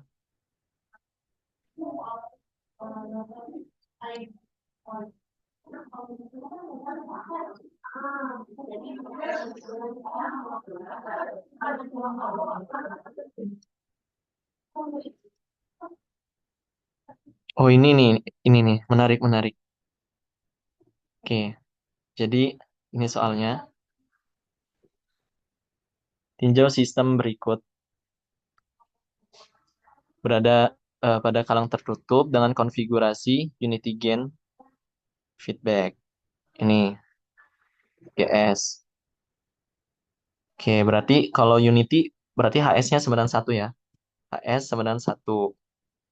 Ini kita dapat closed loop transfer function-nya. Nah, dari sini tinggal disederhanain aja nanti dapatnya ini. Tuh. Pertama, sesuai yang diminta di soal. Tentukan nilai penguatan yang menghasilkan kesalahan tunak sebesar 10%. Tuh. Ya udah ini untuk yang A itu masih mudah sih sebenarnya. Tinggal masuk-masukin aja. Eh steady state-nya itu 0,1 ya berarti. 0,1 terus tinggal kalian pakai teorema nilai akhir nanti dapat ini dengan input step-nya itu ya dengan inputnya itu step ya atau 1/s. Nanti dapat K-nya itu 27. Nah, lanjut. Nah, sebenarnya yang menarik tuh yang B, fungsi masukan apakah yang dapat menghasilkan kesalahan tunak. Nah, di sini kita diberi beberapa opsi nih. Ada step, rem, atau parabola. Tadi kan untuk yang step kita udah tahu nih. Nilainya itu enggak kan, enggak menghasilkan hasil nol gitu. Nah, input rem tuh simpelnya tuh kayak linear lah. Jadi bentuk umumnya itu AT. Nah, dengan menggunakan Laplace transformation, ya, T itu berarti nanti jadi 1/s kuadrat kan. Nah, sehingga kita dapat RS-nya itu 1/s kuadrat. Tuh, ya udah. Ininya kan udah dapat, tinggal kita masukin ininya aja kan, RS yang baru. Kita masukin, kita substitusi. Ini ada gimana nih? Nah, pokoknya hasilnya tuh di bawahnya tuh pembagian dengan nol lah. Sehingga justru hasilnya tuh sangat-sangat besar gitu errornya. Kayak tidak memenuhi. Nah, terus ada nggak sih? Oh, nggak ada ya. Nah, ini belum selesai lagi. Pokoknya, oh, wait, wait, wait. Oke, terus kita coba untuk input parabola kan. Parabola itu kan kuadratik ya. AT kuadrat plus BT plus C bentuk umumnya. Terus kita ubah ke Laplace. T kuadrat jadinya ada S pangkat 3 ya. Jadi 2 faktorial per S pangkat 3. Ditambah ini jadi B per S kuadrat. Terus yang C ini kan jadi C per S. Itu. Nah, ini kita substitusi ke sini lagi nih, sama kayak tadi.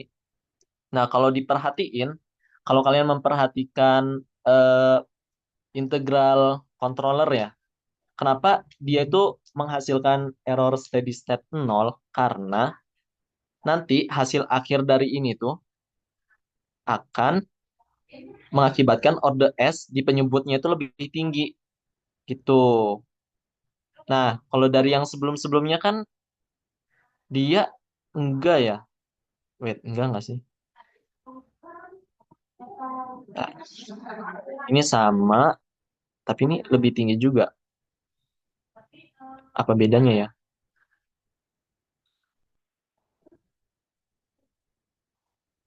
Error steady state, limit, upper, S pangkat 3.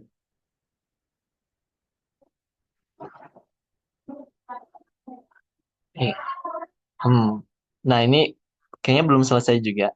Nggak tahu ya. Tapi feeling aku waktu ngerjain kemarin tuh input parabola gitu. Karena dari input rem dan input yang step itu nggak menghasilkan hasil nol gitu. Tuh. Nah, ini mungkin bisa dicoba coba aja sama teman-teman lain. Mungkin aku stop dulu sampai sini. Kayak Cibe mau ada soal yang dibahas lagi. Gitu. Oke. Gimana ini caranya? Join dulu. Oke, lanjut, Be. Halo? Wait. Bentar ya, aku share screen dulu. Wait. Hmm, hmm, hmm. Jadi ini tadi di file yang tutor aku, tadi aku udah nambahin beberapa soal dari drilling aku tes tahun lalu. Tapi ada satu soal yang mau aku bahas karena berhubungan dengan apa yang Abdi tadi bahas. Nih, jadi ini aku lupa jujur soal UTS tahun berapa. Cuman ini soal ini tuh membuktikan kalau emang pengontrol integral PI itu eh ya integral kontrol itu membuat error steady state itu menjadi nol. Nih, jadi ini soalnya tinjau sistem yang diwakili diagram blok pada gambar 2 dan 3. Yang soal A, tentukan jenis pengontrol pada gambar 2. Tentukan pula besarnya kesalahan tunak pada sistem kalang tertutup C per R bila mendapat masukan unit step dari sinyal referensi. Nah, yang pertama kita diminta nentuin dulu jenis pengontrol pada gambar yang ini. Bentuk pengontrol tuh ini, guys. Jadi kalau misalnya ada, ini kan pengontrol nih, ini kan kalau diagram blok, ini kan input, terus ini tuh pengontrol, terus ini tuh baru kayak fungsi transfer dari plan-nya gitulah, dari sistemnya gitu. Nah, berarti kan pengontrolnya kan yang ini nih pengontrol. Nah, berarti pengontrolnya itu jelas K kan, K doang. Berarti dia proportional controller gitu. Nah, terus ditanya besar steady state kalau dikasih fungsi step. Nah, ini caranya sama. Caranya yang pertama dicari dulu persamaan closed loop-nya dengan cara apa? Dengan cara di unity feedback. Dapatlah ini persamaan closed loop-nya nih yang ini. Dapat kan? Lalu dicari error steady state-nya sama yang udah dari tadi diajarin. Error steady state itu sama dengan limit S menuju 0 dari S dikali input. dikali error. Nah, errornya itu kan R min CS. Dimasukin dulu dari persamaan yang atas ini, dimasukin ke sini, dapet tuh error steady state-nya ini. Errornya ini, fungsi errornya ini dengan RS-nya itu kan dimintanya step, berarti RS-nya itu seper S, ya kan? Berarti errornya jadi ini fungsi error. Tinggal dimasukin ke limit, dapat nih error steady state-nya tuh ini. Nah, dari sini kan kelihatan nih, kalau error steady state-nya waktu dia cuman pakai proportional controller, itu tuh ada 8/8 plus K, di mana berapapun nilai K ini, error steady state-nya akan selalu ada kan. Mau nilai K-nya 0, mau nilai K-nya, kecuali nilai K-nya -8, ini jadi nggak masuk akal, karena jadi tak hingga kan, malah error steady state jadi nggak stabil. Nah, berarti ini menandakan bahwa ternyata controller proporsional itu tuh nggak cukup. Sifatnya itu dia tuh tidak cukup untuk menghalau error steady state gitu.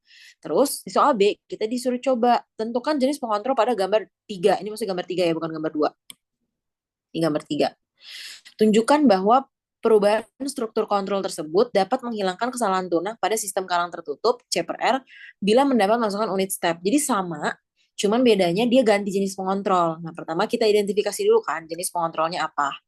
Nah, jenis pengontrolnya itu pertama-tama aku masukin aja, aku kaliin aja K-nya ke dalam nih. Berarti kan jadi K kuadrat S plus K per S gitu kan.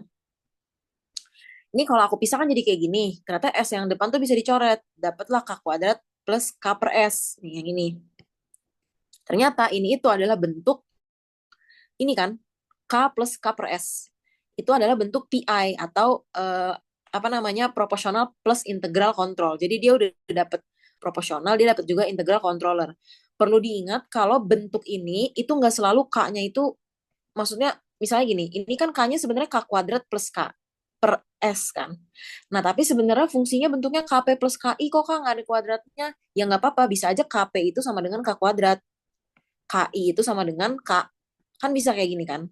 Jadi yang penting bentuknya mirip seperti ini, berarti itu jenis kontrolernya gitu. Nah, kalau udah sama caranya kita unity feedback dulu. Unity feedback C per R sama dengan bla bla bla, dapat nih unity feedbacknya jadi ini. Baru dari fungsi closed loop inilah kita cari errornya, fungsi error yang baru. Fungsi error yang barunya sama caranya, tapi fungsinya aja yang ganti. Terus tinggal dimasukin nih, kalau udah fungsinya dapat, emang agak panjang pasti, karena kan dia agak rame ya nih koefisiennya. Tapi nggak apa-apa, pelan-pelan aja dikerjain.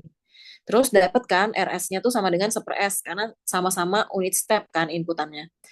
Nah, error steady state sama dengan limit S menuju 0, S-nya dicoret, bisa karena dikali step, terus tinggal fungsi error ini, dapat ternyata ESS-nya jadi 0. Jadi kan soal ini tuh membuktikan bahwa menambahkan integral controller ke dalam PID itu bisa akan menghilangkan error steady state gitu. Jadi itu salah satu sifat dari bukti dari sifat yang tadi udah Abdi bahas mengenai PID. Itu salah satu, menurut aku tuh rada unik sih, karena dia kayak membahas gitu.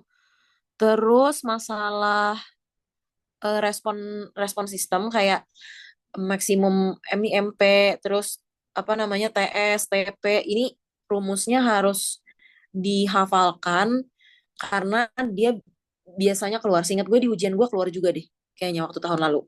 Jadi ini harap diingat-ingat. Bentuk-bentuk ini juga diingat nih, bentuk-bentuk apa namanya, controller. Terus tadi ada satu soal lagi yang unik. Bentar, mana ya tadi?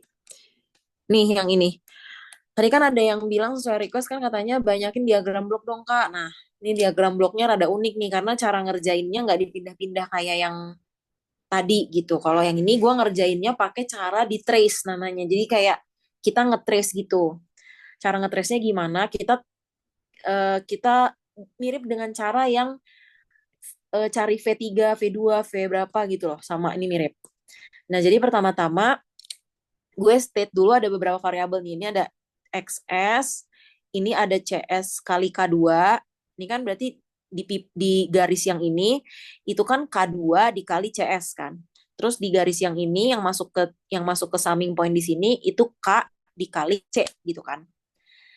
Nah, berarti XS itu kan sama dengan sama dengan R dikali K ya kan, dikurang ini gitu kan. Nah, jadilah dapatlah persamaan pertama ini.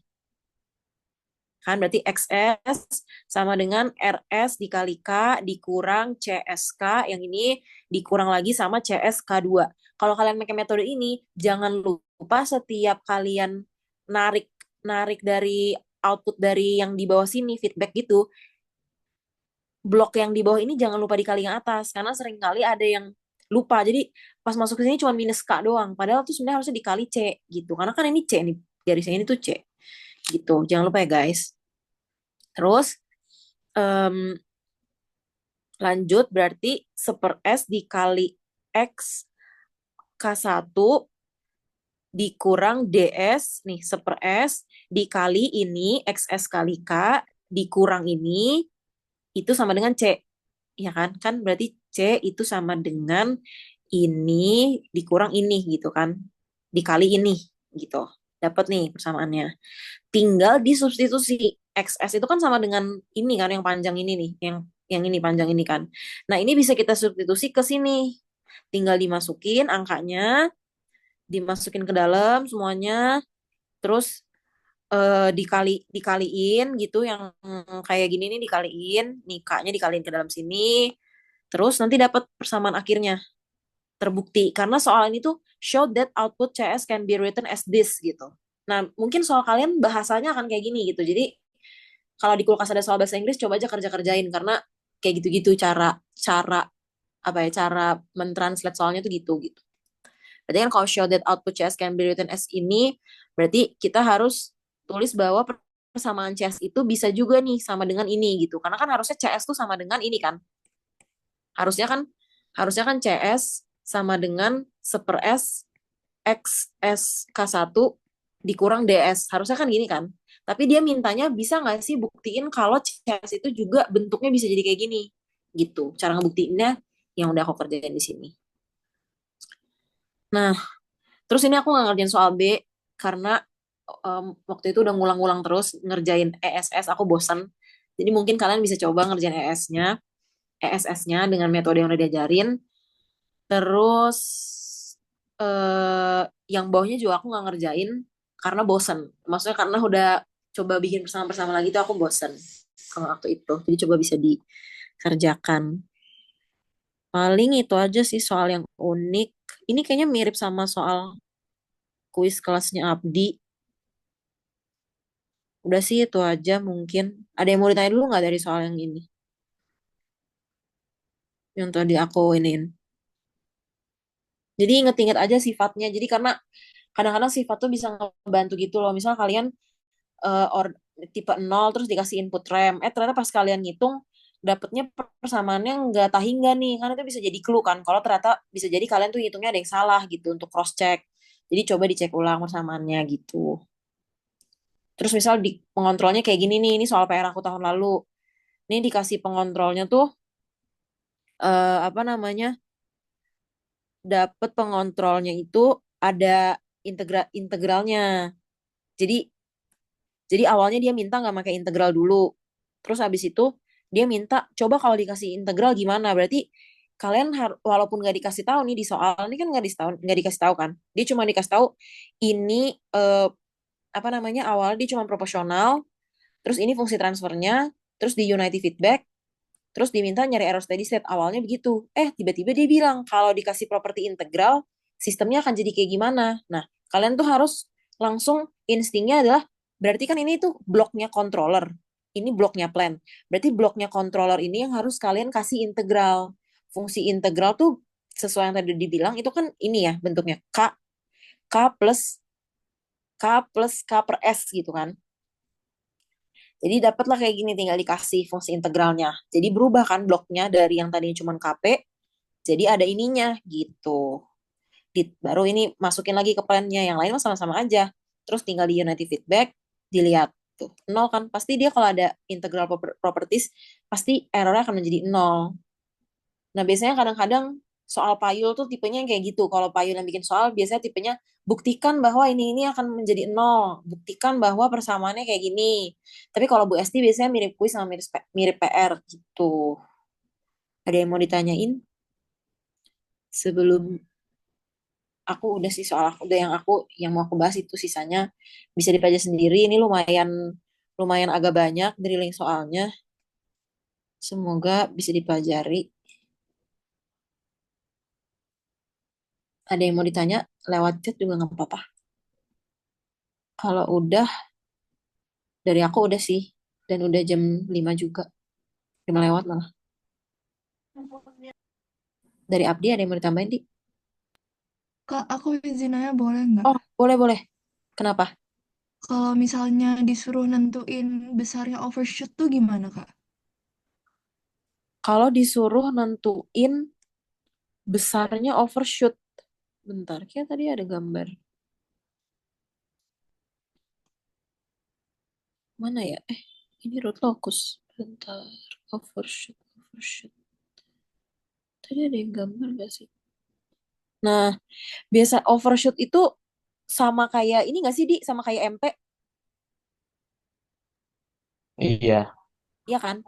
Berarti kalau ditanya overshoot, Mm-mm. kalian hitung aja MP-nya dengan rumus ini.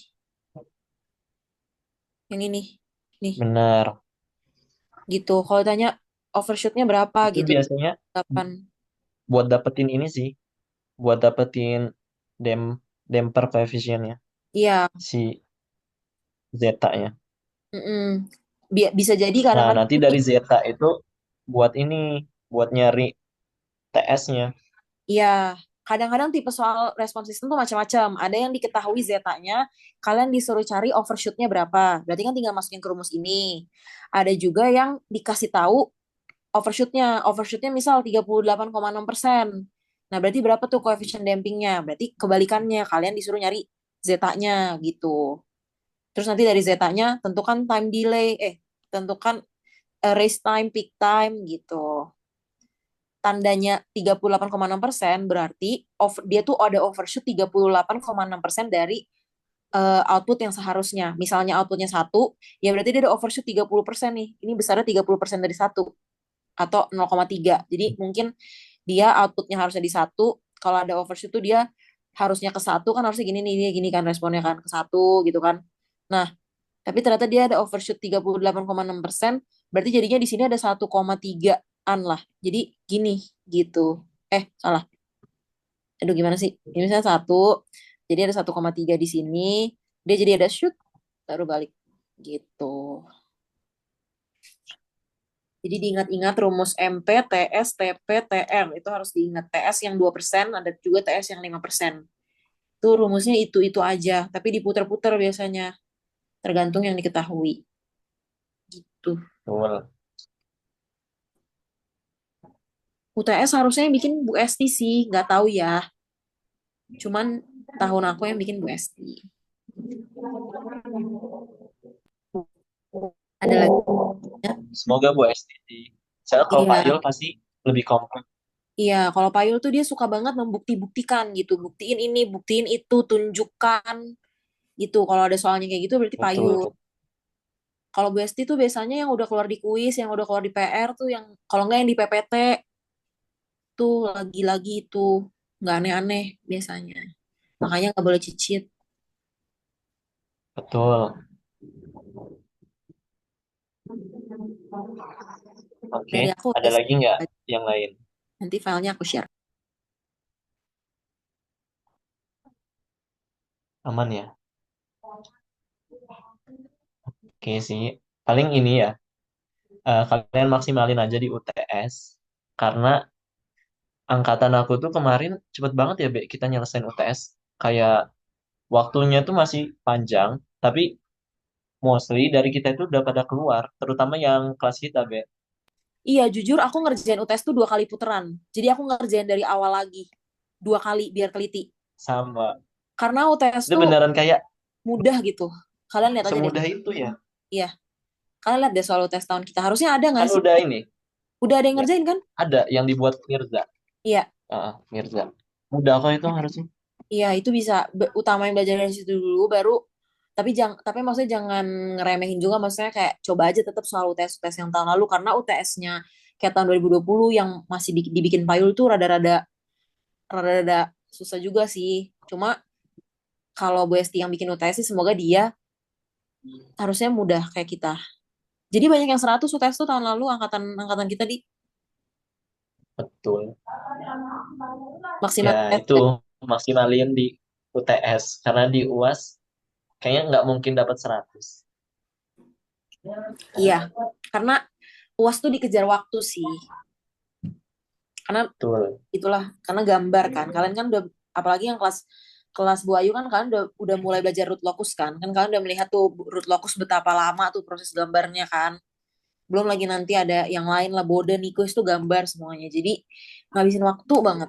Jadi UTS ini yang ngabisin waktu tuh paling cuman ini ya, cuman di apa diagram blok sama permodelan sistem ya dia. Betul. Bisa guys, pasti bisa semangat jam 7 pagi. Bisa bisa. Bisa bisa. Pasti bisa Udah UTS. sih. Udah sih itu aja. Oke,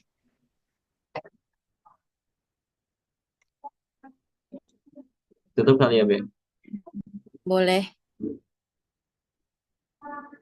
Oke.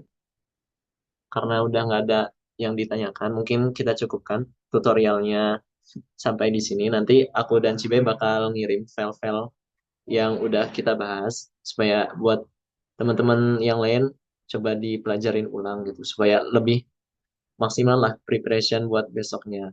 Tuh.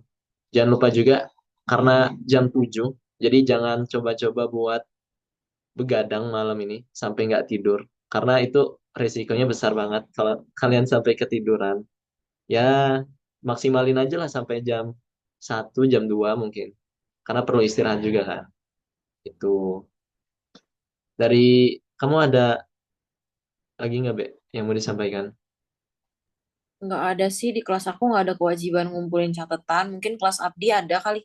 Iya kan di Nah, iya, betul-betul. ngumpulin catatan untuk kelas Bu Esti. Jadi Kelas, jangan asal-asalan kumpulin catatan. iya, karena Bisa dinilai. sampai nggak ikut ujian loh. Kalau misalnya cuman betul, Mm-mm. yaitu hati-hati aja. Udah sih, ya udah kita cukupkan sampai sini. Aku akhiri dan Jibe. Dadah. Dadah, makasih ya guys. Sukses-sukses besok. Makasih banyak, Kak. Makasih, Kak. Makasih, Kak. Makasih Kak.